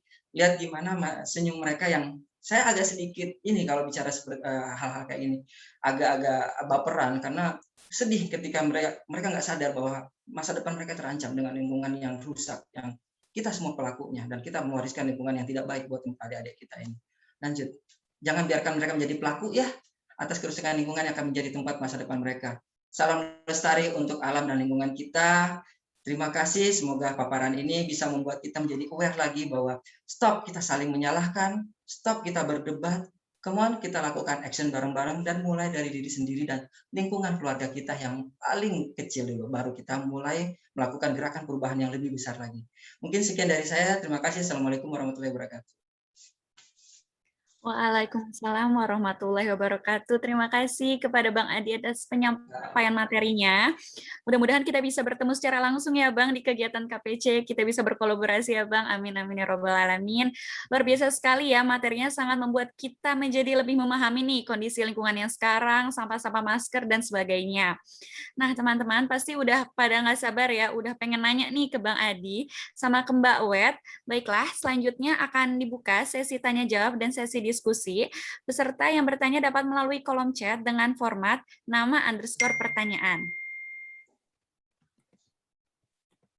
Baik teman-teman, udah bisa nih bertanya ke Bang Adi sama Mbak Wet. Mungkin sembari menunggu pertanyaan dari teman-teman, aku mau bertanya kali ya ke Bang Adi sama Mbak Wet. Gimana, apakah diperbolehkan? Boleh. Mbak Acel. Boleh banget. Mungkin aku bertanya dulu ya, satu pertanyaan. Baik, jadi tadi kan sempat disinggung juga ya bahwa public awareness, yaitu kesadaran masyarakat untuk membuat sampah pada tempatnya merupakan salah satu kendala ya Mbak Wet dan Bang Andi. Nah, baik sampah medis maupun non-medis sekarang menjadi faktor yang sangat menentukan gitu sampah-sampah kita, apalagi di Indonesia. Nah, bagaimana dari Mbak Wet dan Bang Adi, menurut Mbak Wet dan Bang Adi, gimana sih cara mengatasi permasalahan public awareness seperti ini? Terima kasih. Monggo Mas Adi. Mbak Dewi deh, first lady first, silakan. Aku lagi sama ini bayi-bayi. Monggo lo Mas Adi dulu. Saya duluan nih, nggak apa-apa. Ya, monggo. Ya udah. Tentang kesadaran warga ya tadi ya pertanyaannya.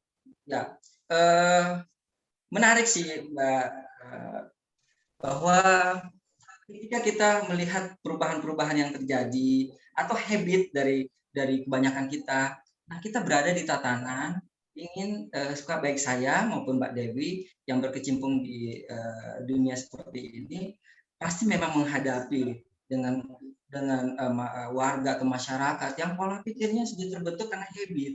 Habit ini nggak bisa kita rubah serta-merta dalam kita datang, kita ngomong 5 menit terus habitnya berubah gitu, enggak. Butuh waktu dan butuh proses. Nah, apalagi kalau saya berbicara dari sisi saya sebagai satgas di lapangan saat ini, ketika turun ke teman-teman di lapangan, kita punya tim patroli di lapangan. Bagaimanapun kita berkomunikasi dengan warga, teknik kita pendekatan dengan warga seperti apa, ya kan? Teknik kita melakukan pendekatan dengan warga, kemudian cari tahu. Bahkan kalau saya seringkali kalau di lapangan ya, kalau di lapangan lagi turun sebagai satgas atau ya sebagai satgas, kadang-kala kalau mau ngajak ngobrol warga atau mau sedikit menginikan warga, mengedukasi warga tentang terkait sampah atau tentang kepedulian dia, itu yang ada balik dengerin curhat loh Mbak Dewi. Baca serius loh. Iya. Jadi Pak, bahkan sampai ada yang curhat tentang rumah tangganya loh. Tapi saya cukup jadi pendengar yang baik dulu. Bagi saya ini salah satu teknik pendekatan kita dengan warga. Kemudian ketika mereka menawarkan misalkan ada sesuatu, ayo Pak kita mama nggak diminum kopinya atau sebagainya. Itu hal-hal yang buat saya oke, ya ini salah satu pintu kita untuk pendekatan dengan warga, karena ya warga itu atau masyarakat pada umumnya kita aja deh yang 245 orang yang ada di situ belum sepenuhnya juga kan bagaimana melihat tentang kepedulian atau environment awareness ini ke dalam diri masing-masing gitu. Jadi bukan hal yang mudah, tapi memang kita harus cari. Saya yakin teman-teman di pengembangan masyarakat KPM ini jagonya deh kalau bicara soal komunikasi pengembangan masyarakat, kemudian bagaimana membangun kesadaran masyarakat itu sendiri untuk melakukan perubahan-perubahan atau pelan-pelan merubah habit mereka. Saya rasa memang tidak mudah. Masyarakat kita terkenal dengan masyarakat timur, kita dengan punya adab-adab, kita punya banyak hal, tidak bisa kita lakukan dengan secara frontal atau segala macam, atau tunjuk sana, tunjuk sini, tapi memang pendekatan dulu, kita cari tahu tentang sisi sosial dia seperti apa sih, dia hidup di lingkungan sosial seperti apa, dan bagaimana sih yang dia hadapi sehari-hari, aktivitas dia apa, baru kita mulai masuk untuk coba. Ya, kalau bahasa yang lebih ekstrim sih brainwash mereka gitu sih. Mungkin itu dulu dari saya. Silakan Mbak Dewi kalau dari Mbak Dewi.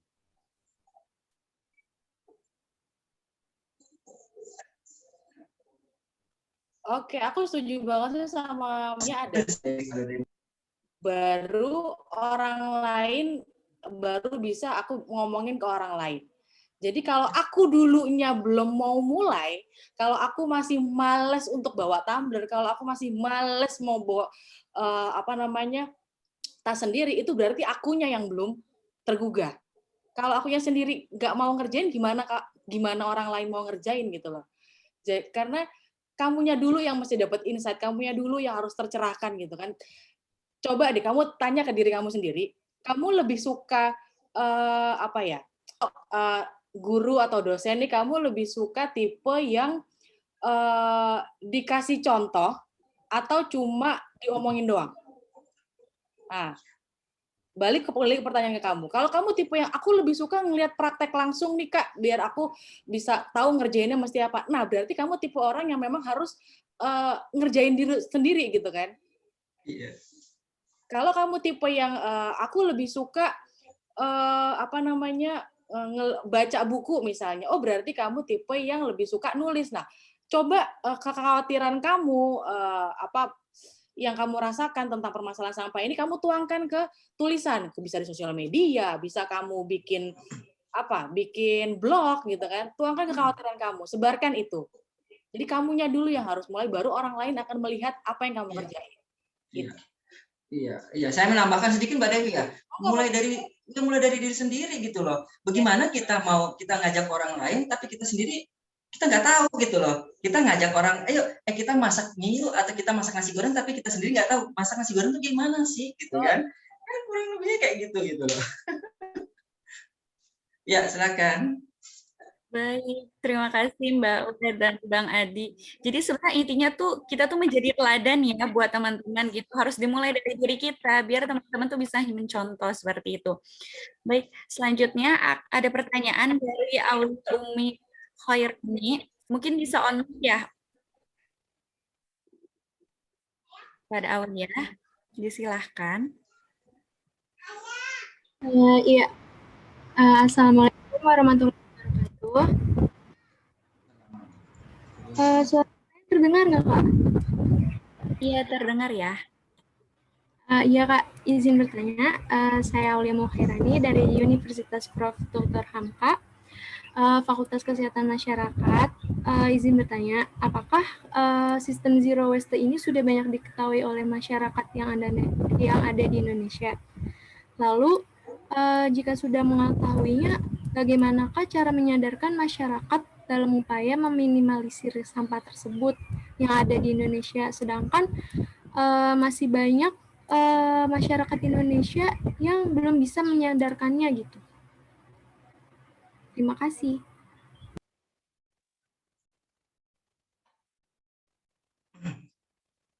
Kayaknya Mbak Dewi deh. Ayo Mbak Dewi, silakan. Tadi Mbak Aulia ya? Iya, betul Mbak Wet dari Aulia. Oh iya, Mbak Aulia.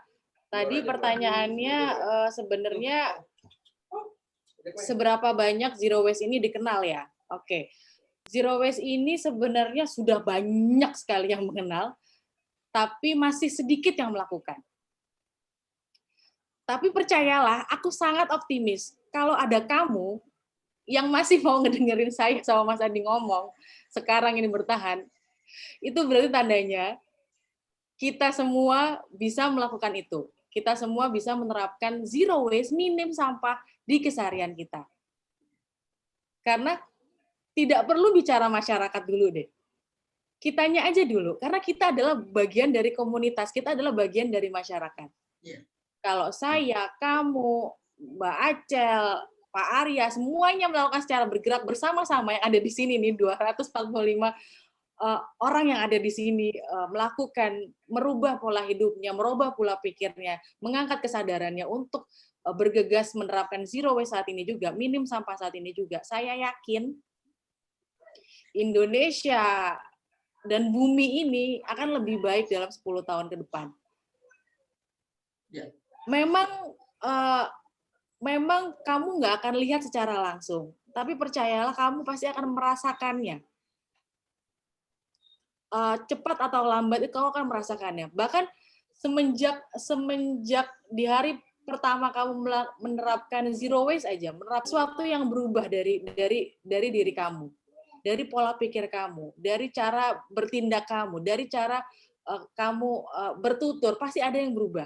Dan sadari itu, sadari apa yang perubahan baik, perubahan kecil itu. Karena kita perlu melakukan ini bersama-sama. Karena kita mesti merubah pola hidup yang selama ini beli pakai buang, akhirnya jadi sampah. Kita mesti merubah itu. Apakah itu salah? 10 tahun lalu mungkin nggak salah, gitu kan. Tapi sekarang sudah tidak tepat. Oke, jadi yuk kita bergerak bareng-bareng deh. Sekarang dari rumah kamu abis ini aja kamu lihat deh apa nih yang sisa kemasan yang bisa kamu bersihkan, yang bisa kamu pilah, yang bisa kamu salurkan gitu kan. Kita mulai dari sekarang. Itu aja sih dari aku. Aku nambahin ya, Mbak Dewi.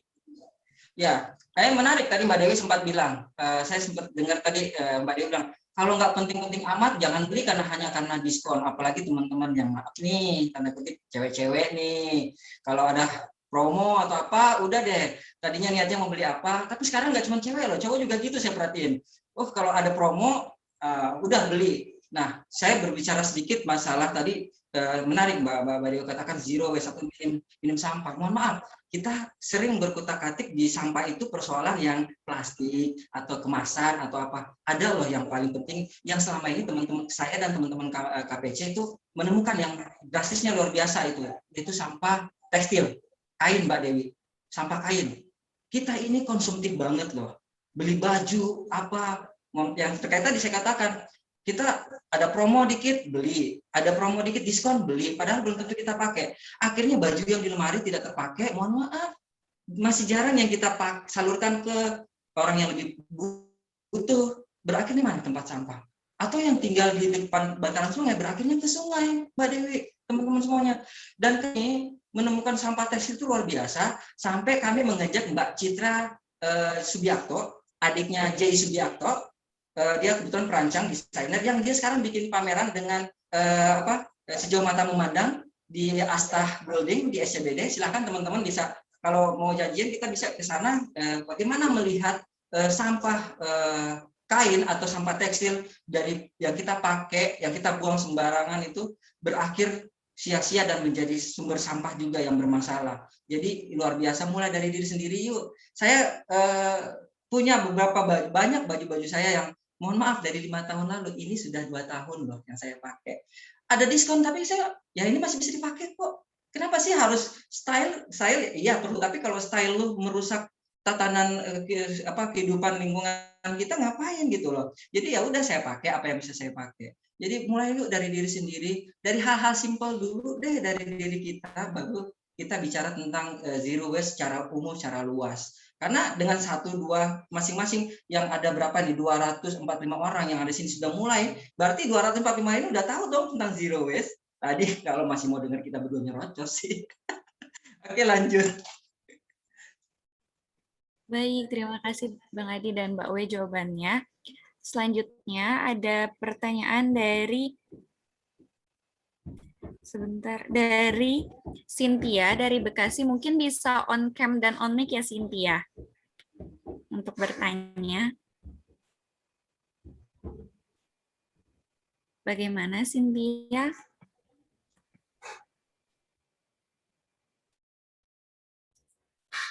Baik, sepertinya Cynthia-nya mungkin kendala jaringan, jadi aku bacain aja ya. Di pertanyaannya, mau tanya untuk bagaimana cara konsisten dalam menerapkan zero waste. Mungkin pertanyaannya ke Mbak Wet lagi ya. Oke, aku izin share screen ya. Mungkin tadi pembahasannya biar agak lebih detail nih, mumpung lagi ada yang nanya nih ya. Sebenarnya gampang banget. Nih, gimana caranya konsisten ya? Kalau kamu udah dapet kliknya, kalau kamu udah dapet reason-nya, strong why-nya kenapa, itu dijamin kamu akan ngegas terus soal minim sampah ini. Kamu akan cari gimana caranya biar aku bisa minim sampah. Gimana caranya agar baju yang aku pakai ini tidak menjadi masalah buat orang lain. Gimana caranya agar apa yang aku makan ini tidak jadi masalah untuk orang lain. Jadi the first thing you need to do adalah find your reason. Cari strong why kamu kenapa. Banyakin nonton, bergabung sama relawan, bergabung sama komunitas Ciliwung, jalin jaringan kamu yang menerapkan yang sama-sama punya semangat minim sampah. Kalau aku nih aku blog teman-teman aku di Instagram yang dia kebanyakan jualan, kalau aku gitu ya. Maksudnya gini, karena kalau aku perlu sesuatu pasti aku akan mencari. Jadi kalau aku perlu sesuatu pasti aku akan mencari, dan jadi aku tidak perlu feed Instagram aku itu timeline-nya dibombardir dengan sesuatu yang influencer terselubung gitu loh, selebgram yang keseringan jualan gitu. I don't need that gitu kan. Kamu bisa mulai dari situ. Coba difilter following kamu gitu. Following kamu, jangan-jangan kebanyakan aku nge-follow selebgram yang justru nge-influence aku untuk sering belanja, atau nge-influence aku hal-hal yang justru malah makin konsumtif gitu kan. Coba kamu mulai dari situ. Temukan tujuan kamu. Kalau kamu udah punya itu, pegang itu kuat-kuat untuk kamu ngegas, untuk kamu bisa menerapkan itu keseharian. Karena kenapa? Itu yang bikin kamu, ya itu yang bikin aku dan keluarga aku dan anak-anak aku gitu kan, dan aku berani untuk nge-sharing tentang pola hidup yang aku jalan itu karena aku punya reason-nya, aku punya strong why-nya. Iya. Lalu baru kamu terapkan deh audit sampahnya, mulai dengan satu hal, implementasikan 6R, ajak keluarga. Tapi kalau aku boleh bilang, 90% itu adalah temukan tujuan hidup, temukan tujuan kamu kenapa mesti mulai untuk zero waste. Monggo loh, Mas Adi. Iya, bener banget tuh. Kalau bahasa kerennya sih sekarang cari teman yang sefrekuensi. Beribet jadi saya ngomong. Cari teman yang satu frekuensi, jadi enak, bisa ketularan juga semangatnya. Tetapi kalau ketemu teman yang lu ngapain sih bawa botol berat-beratin, terus ngapain sih bawa kotak gitu, kayak anak TK, kayak anak cewek. Mindset ini come on. Saya nggak tahu dari kapan ini mindset ini, tapi memang karena dulunya kita tidak terbiasa dengan pola bawa tumbler, bawa kotak makan, ya selalu berpikir kita bahwa kalau bawa botol itu anak TK, anak sekolah. Saya juga dulu aku masih sekolah dulu, awal-awalnya juga bawa botol, tapi selanjutnya tidak lagi. Alhamdulillah sekarang tercerahkan dan sudah mulai konsisten untuk itu. Jadi kadang-kadang memang kita kalau berbicara bagaimana menjaga diri kita, ya paling tidak ya kita berpikir bahwa oh iya, kita akan mewariskan apa sih, seperti yang tadi saya sampaikan, kita mewarisin apa kalau kita sendiri. Tidak satu orang ngomong cuman itu doang, cuman satu tisu doang, cuman satu puntung rokok doang, ya kan, cuman satu lembar masker medis doang. Tapi kalau 50 juta tadi dikatakan, 50 juta orang kayak tadi Mbak Dewi katakan, so far gimana? Atau 245 yang ada di sini tiba-tiba buang masker bersamaan. Udah berapa itu? Udah terkumpul sekian banyak.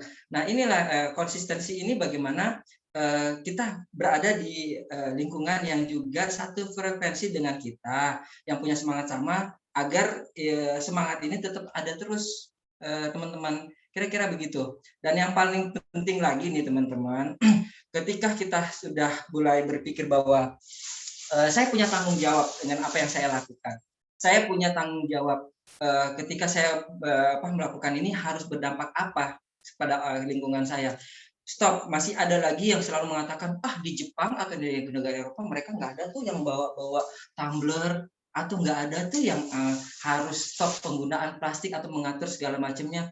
Ya, karena mereka punya sistem tata kelola sampah sudah baik. Tapi negara kita kan belum. Negara kita belum ke sana. Kita punya aturan tadi banyak, undang-undang, Perpres sudah banyak. Tapi kan implementasi di lapangan tidak ada. Makanya saya ingin mengajak teman-teman yang ada di room ini, 252 orang terakhir update, ini ayo, jadi civil society yang luar biasa. Jadi civil society yang kuat, agar kita mampu mendorong pemerintah dan mengawal, dan bersama-sama pemerintah kita buat aturan dan undang-undang ini berjalan sebagaimana mestinya. Tapi ingat, kita mulai dari diri kita dulu. Yang 252 orang yang ada di room ini, come on, kita mulai dari diri kita dulu. Saya katakan tadi, ini saya punya masker medis loh. Saya harus menggunakan ini karena 2 bulan ini sinus saya lumayan kambuh, jadi dokter menyarankan saya harus menggunakan ini. Apa boleh buat saya pakai, tapi saya bertanggung jawab. Saya kumpulkan ini, tidak saya buang sembarangan. Nanti saya cuci, seminggu sekali saya cuci, kemudian saya bawa ke rumah sakit yang bisa menampung sampah masker sekali pakai saya. Silakan. Baik, terima kasih Mbak Wed dan Bang Adi. Selanjutnya ada pertanyaan dari Intan di Banjarmasin. Mungkin bisa on cam dan on mic ya, Intan. Sure, Kak. Thank you.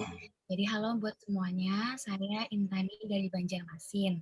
Saya sebagai pembisnis online juga merasakan bahwa kita itu merusak lingkungan banget dengan penggunaan packaging biar aman sampai ke tujuan. Jadi menurut kakak-kakak sekalian, apa cara yang baik untuk menyelamatkan lingkungan dalam menjalankan bisnis online? Thank you. Oke. Kayak Mbak Dewi masih lagi ada ini sedikit ya, lagi live ini ya, cam ya. Saya jawab ya, baca ya. Saya jawab teman-teman, tidak merasa berdosa kurang lebihnya ya.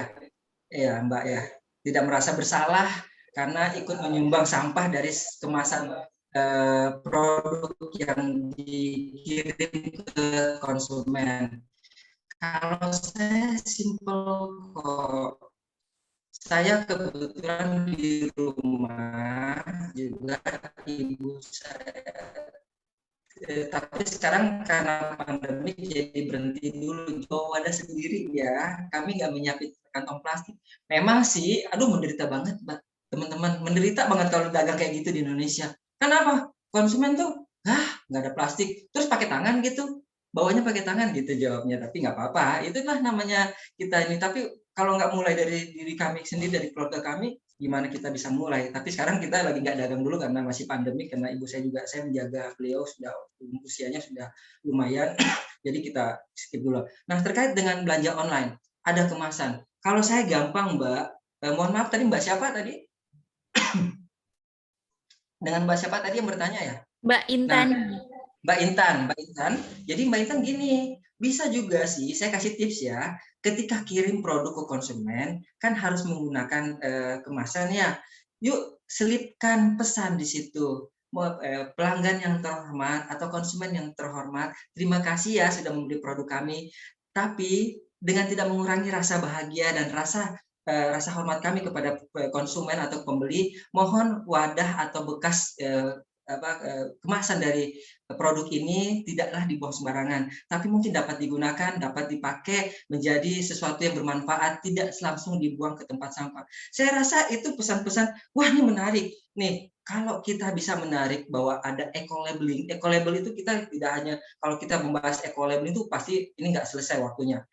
Lebih kepada bahwa produk itu dari A sampai Z, dia benar-benar ada environment sustainability-nya yang terjaga di situ. Kalau saya sih melihat ke eco-labelingnya, Mbak sudah melakukan suatu gerakan gerakan perubahan dengan menyisipkan kalimat pesan itu di produk yang Mbak kirim gitu loh, Mbak Intan kirim. Sisipkan, terima kasih loh udah jadi sudah membeli produk kami sangat bahagia.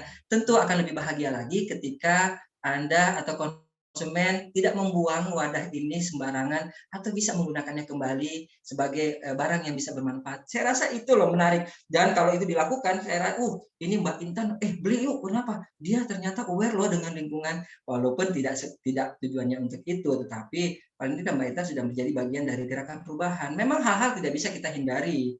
Hal-hal tidak bisa kita hindari. Contohnya kita beli minyak goreng, kan sekarang belum ada tuh produk yang dijual. Kita hanya bawa wadah, walaupun ada sih di Unilever sudah ada sebagian di Bintaro kalau nggak salah ya Mbak Delia, itu ada produk Unilever yang sudah mulai dijual curah semuanya. Nah, tapi kan tidak semuanya. Apakah minyak goreng terus kita mau dikemas di mana? Kita beli yang snack-snack kecil mau dikemas di mana kalau nggak pakai kemasan?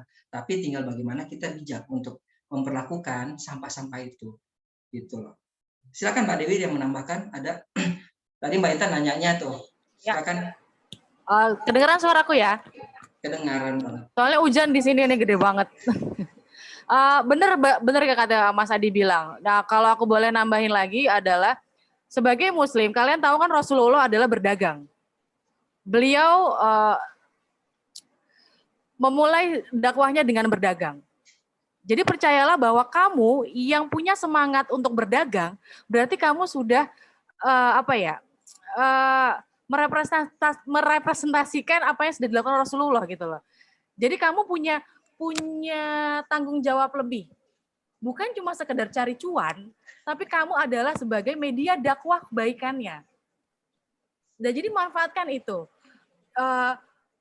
Sebagai produsen, sebagai pedagang, kamu punya tanggung jawab itu. Dan yang kamu bisa lakukan apa? Benar kata Mas Adi. Berikan pesan hijau. Buat branding label kamu menjadi sebagai label sustainability. Label kamu peduli akan keberlanjutan, peduli menerapkan circular economy. Kasih edukasi yang baik kepada konsumen kamu. Dan percayalah, yang akan mendekat ke brand kamu adalah mereka yang punya kepedulian yang sama. Dan believe me, itu banyak sekali konsumen yang sedang mencari seperti saya. Saya sebagai penggiat yang sudah tersadarkan, saya mencari sekali label-label yang menerapkan sustainability, yang mengedukasi kami sebagai konsumen tentang keberlanjutan ini, tentang circular economy. Apa yang harus kami lakukan sebagai konsumen? Aku mencari itu. Dan jadikan semangat itu bukan sebagai greenwashing atau cuma sebagai cuma sebagai iming-iming aja, tapi itu benar kalau kalian terapkan sebagai penjual, benar kalian terapkan di keseharian. Jadi kamu bertanggung jawab untuk memberikan dakwah yang baik, menyebarkan semangat peduli selaras untuk alam ini. Sekian sih. Baik, terima kasih banyak sekali lagi dari Mbak Wet dan Bang Adi. Mohon maaf karena keterbatasan waktu, jadi hanya beberapa pertanyaan saja yang bisa ditanyakan. Mungkin kalau masih pada penasaran bisa langsung menghubungi ke Mbak Wet dan Bang Adi ya. Nanti kan dari aku aja di @wetdewi atau di Zero Waste Indonesia ya. Kita diskusi bareng di sana. Betul. Aku juga bisa di adi_saiman Instagram aku, bisa DM di situ, atau bisa Cileweng, ejaan lama Cilewong, itu Instagramnya KPC. Saya menambahkan sedikit ya teman-teman, Mbak Dewi, ini terkait gerakan agar bagaimana semua orang tahu. Saya setiap melakukan sesuatu itu selalu saya buat postingan di Instagram, di status WA. Teman-teman nggak usah khawatir, dibilang alah pamer, alah ini nggak apa-apa. Lakukan dulu aja itu. Misalkan teman-teman hari ini melakukan suatu gerakan hijau, green life gitu. Posting, hari ini gue bawa ini loh, dan gue nggak pakai ini. Nggak apa-apa, lu foto, bikin Instastory atau status berapa banyak itu tersebar green message itu ke orang-orang. Nggak usah merasa bahwa pencitraan, nggak semua orang juga butuh pencitraan. Kok kita kalau melakukan ini juga namanya pencitraan, tapi pencitraan yang positif tentunya. Saya mengajak teman-teman bahwa kekuatan sosial media ya Mbak Dewi ini luar biasa loh. Bayangin kalau 259 orang nih yang tergabung di room ini, kemudian ketika melakukan gerakan perubahan terkait hidup dengan ramah lingkungan, kemudian dia membuat postingan status WA di Instastory-nya, Kebayang dong satu orang kalau punya follower, apalagi mahasiswa cewek ini followernya udah deh ribuan deh. Itu message itu tersampaikan. Otomatis ada yang bertanya, saya berapa kali loh posting itu akan ada yang bertanya, itu apa? Kenapa? Bagaimana? Nah, saya menyampaikan, akhirnya sekaligus menyisipkanlah green message itu ke teman-teman yang lain. Jadi teman-teman itu nggak jadi buat gagal-gagal dua followernya banyak, tapi yuk manfaatin buat menyebarkan isu-isu lingkungan ini, menyebarkan apa yang teman-teman lakukan kesehariannya terkait green life ini ke orang lain, ke followernya. Mungkin itu.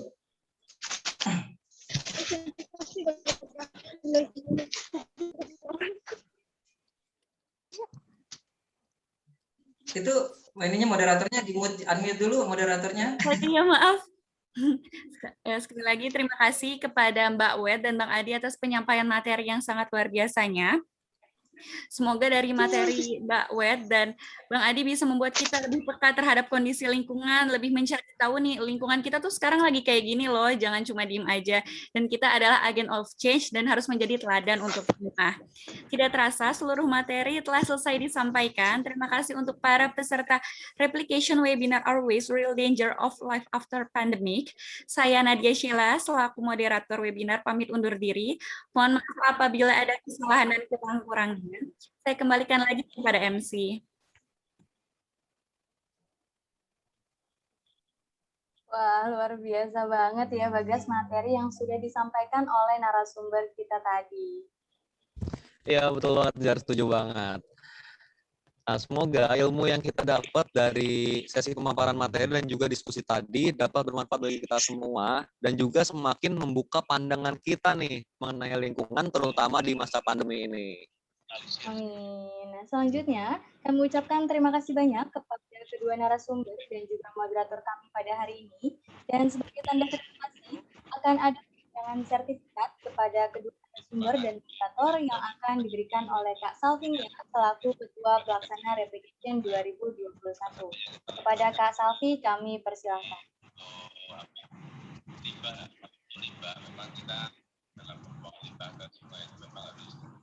Baik, untuk moderator kami, Nadia Sheila atau yang akrab dipanggil Aci. Halo? Halo, suara saya masuk? Masuk, Kak. Oke. Sebagai bentuk terima kasih kami, silakan diterima sertifikatnya. Terima kasih, Acel. Terima kasih semuanya. Terima kasih, Mas Yera. Lanjut.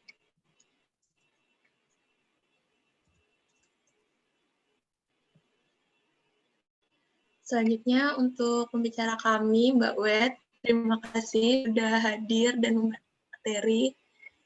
Terima kasih Mbak Silvi, aku terima sertifikatnya. Dan oh iya, aku tuh dulu minornya tuh di KPM loh. Jadi mayorku ITK, minorku adalah KPM. Jadi aku merasa ada andil lah. Maksudnya aku merasa berguna gitu loh. Maksudnya aku merasa berguna, oh aku udah balik ke kampus lagi nih gitu untuk menyampaikan apa yang aku tahu. Terima kasih Mbak Wed. Selanjutnya untuk Bang Adi Saiman, terima kasih Bang udah hadir dan memberikan materi yang sangat bermanfaat kepada kami. Mohon diterima sertifikatnya.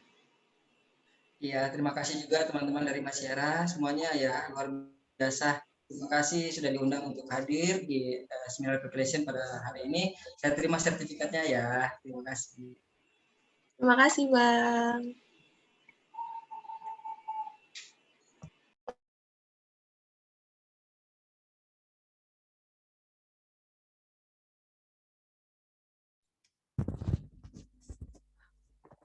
Baik, sekali lagi kami ucapkan terima kasih banyak nih kepada kedua narasumber dan juga moderator kita pada hari ini. Baik teman-teman semua, karena tadi mungkin udah ada yang nanya nih, link presensinya yang mana. Nah, kami ingin mengingatkan kepada teman-teman untuk sekarang mengisi presensi pada link yang sudah disediakan oleh panitia. Dan juga jangan lupa mengisi datanya dengan sebenar-benarnya ya, karena sertifikat akan langsung dikirim ke email teman-teman, dan juga apa yang ada di sertifikat adalah apa yang teman-teman tuliskan di link presensi ini. Jadi jangan sampai salah ya teman-teman datanya. Oke, kalau begitu mungkin kami memberi waktu 5 menit dulu ya untuk teman-teman mengisi presensi. Setelah itu diharapkan teman-teman udah selesai nih ngisi presensinya. merasakan ini. Kamu tahu aku sakit hati melihat semua mati di hadapanku, dan yang tersisa cuma debu.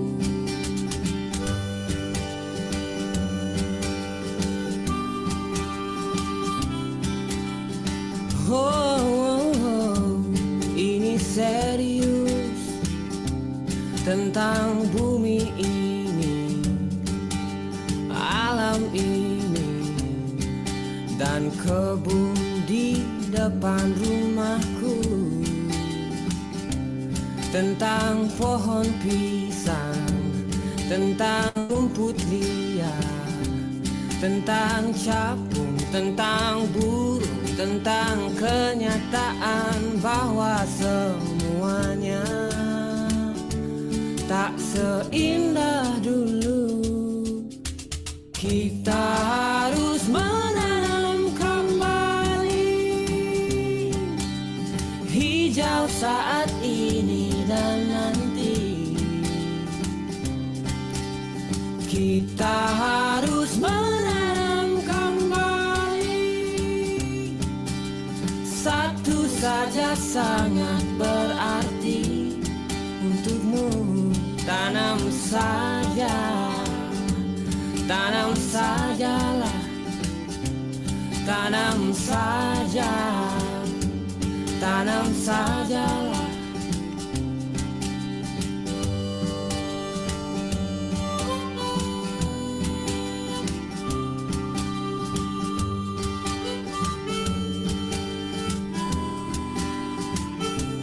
Tentang bumi ini, alam ini, dan kebun di depan rumahku, tentang pohon pisang, tentang rumput liar, tentang capung, tentang burung, tentang kenyataan bahwa semuanya tak seindah dulu. Kita harus menanam kembali hijau saat ini dan nanti. Kita harus menanam kembali, satu saja sangat berarti untukmu. Tanam saja, tanam saja, tanam saja. Ya, baik kepada teman-teman sekalian, sambil menunggu waktu presensi, diharapkan kepada teman-teman jangan dulu left dari Zoom karena setelah ini akan ada sesi dokumentasi. Jadi diharapkan untuk teman-teman tetap berada di ruangan Zoom ini sambil menunggu waktu presensinya berakhir. Terima kasih. Ya, selain itu juga nanti bakal ada pengumuman untuk apa nih Zar? Kita spill aja kali ya. Nanti akan ada pengumuman pemenang lomba poster application 2021. Jadi harapannya teman-teman masih bisa ikut meramaikan nih di dalam ruangan Zoom pada hari ini. Nah, betul banget nih. Oh ya Zar, mungkin sambil nunggu teman-teman isi presensi nih, pengen nanya dong nih sama Zarfa, kira-kira apa sih yang paling ditangkap dari materi tadi? Jujur, pas tadi dengar materi tuh, aku yang biasanya kayak pakai plastik, pakai masker yang kayak ya udahlah biasa aja gitu ya. Ternyata pas tadi disampaikan sampah plastik udah banyak banget. Wah, kaget banget gitu. Oh my god, ternyata sampah plastik yang selama ini dianggap biasa aja, ternyata beratnya tuh udah banyak banget gitu. Dan benar gitu, kita perlu upaya untuk kita berubah gitu. Dan aku jadi ingat sih sama materi kuliah ekologi manusia waktu itu, kalau suatu gerakan itu nggak akan berhasil kalau kita nggak gerak bersama-sama. Jadi harapannya sih selesai dari replication ini nih, baik aku, Bagas, maupun teman-teman bisa jadi lebih bijak lah dalam menghasilkan sampah. Gitu Bagas. Kalau Bagas gimana? Nah, sebenarnya yang aku tangkap sih sama sih, tapi ada satu statement yang tadi keren banget, yaitu mari kita singkirkan ego sistem untuk ekosistem. Nah, wah itu keren banget sih tadi statementnya. Iya benar-benar. Jadi banyak lah ya insight-insight baru yang kita dapat nih dari Mbak Wet dan juga Bang Adi tadi. Jadi sayang banget kalau nggak diperhatikan.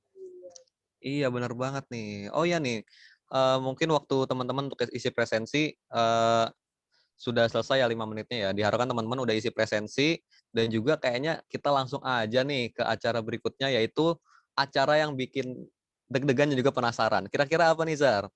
Ya, seperti yang sudah tadi disampaikan, kalau selanjutnya akan ada pengumuman pemenang Lomba Poster Replication 2021. Kira-kira siapa nih Bagas yang akan menjadi pemenangnya? Nah, pastinya kita semua penasaran nih, siapa sih yang kira-kira memenangkan poster terbaik nih dari Lomba Poster Replication 2021 ini. Oke nih, tanpa lama-lama lagi, inilah dia pemenang poster terbaik Lomba Poster Replication 2021. Poster terbaik ketiga jatuh kepada siapa panitia?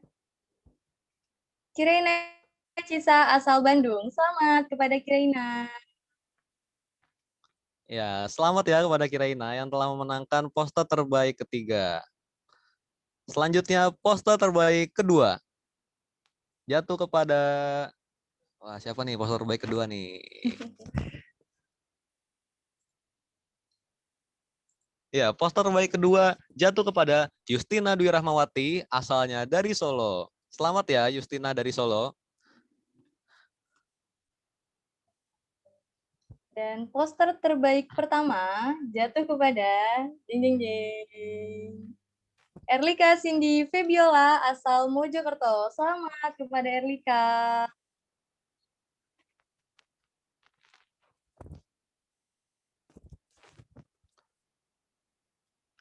Wah, kami mengucapkan selamat kepada para pemenang.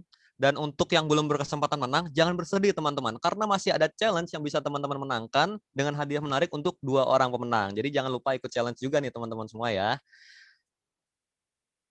Ya, benar banget Bagas. Dan dengan diumumkannya pemenang Poster Replication 2021, maka berakhir pula rangkaian acara Replication 2021. Nah, sayang sekali nih kita harus berpisah. Namun teman-teman diharapkan untuk tidak meninggalkan room Zoom terlebih dahulu karena akan ada sesi dokumentasi bersama teman-teman semua yang akan dipandu oleh panitia. Nah, teman-teman juga diharapkan untuk mengaktifkan fitur kameranya. Ayo, teman-teman silakan on cam nih, yang tadi masih off cam, yuk on cam dulu yuk. Dan juga kepada panitia yang bertugas untuk dokumentasi, kami persilahkan. Oke, baik. Terima kasih MC. Bagi teman-teman semua boleh ya on cam dulu untuk didokumentasi. Aku tunggu ya, slide 2 udah pada on cam. Slide 3-nya boleh, ayo teman-teman pada on cam dulu nih.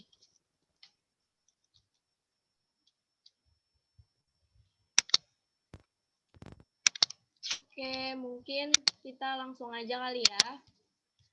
Untuk slide 1, 3, 2, 1. Lanjut, slide 2. 3, 2, 1.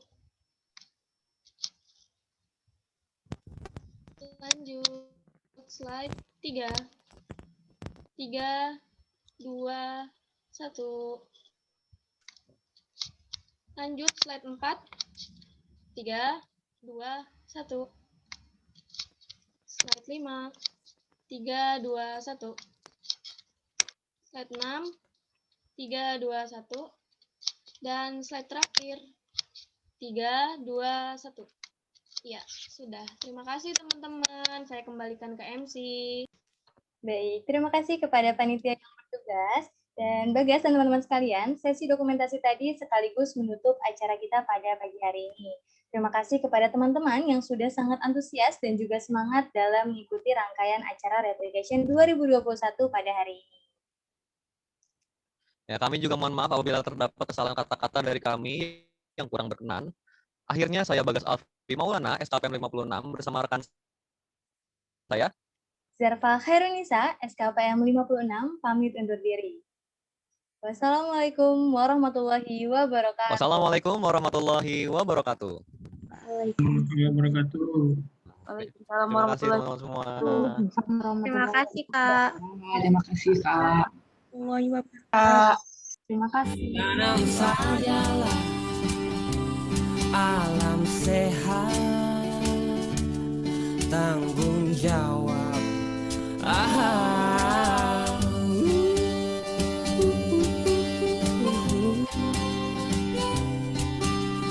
Oh yeah.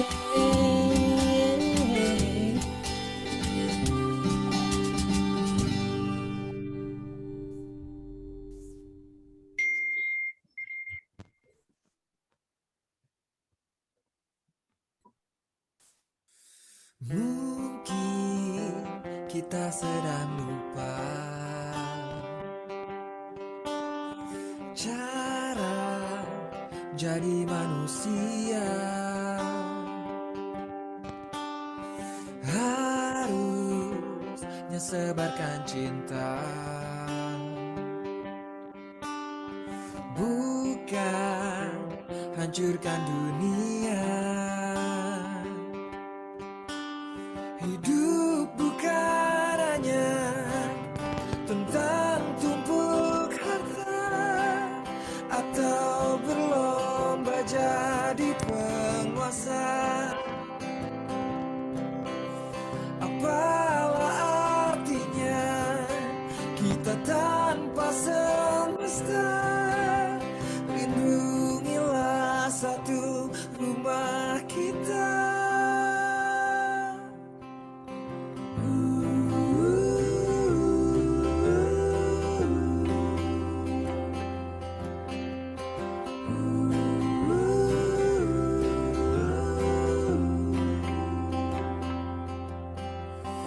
Kita sibuk mengeluh, tapi tak mau berpeluh. Kita sibuk menyalahkan tanpa mau membetulkan. Segala yang dirusak dan porak-poranda tak akan sembuh begitu saja.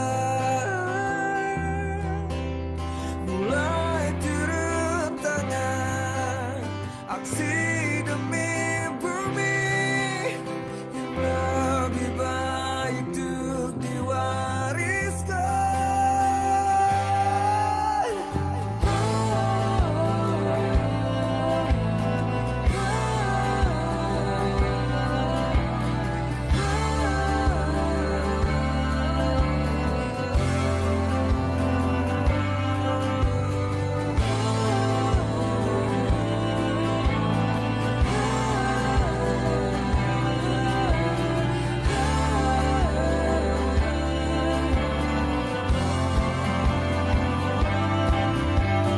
Laut bukan tempat sampah, gunung bukan tempat sampah, alam bukan tempat sampah. Jadikan bumi lebih indah. Laut bukan tempat sampah, gunung bukan tempat sampah, alam bukan tempat sampah. Jadikan bumi lebih indah. Laut bukan tempat sampah, gunung bukan tempat sampah, alam bukan tempat sampah. Jadikan bumi lebih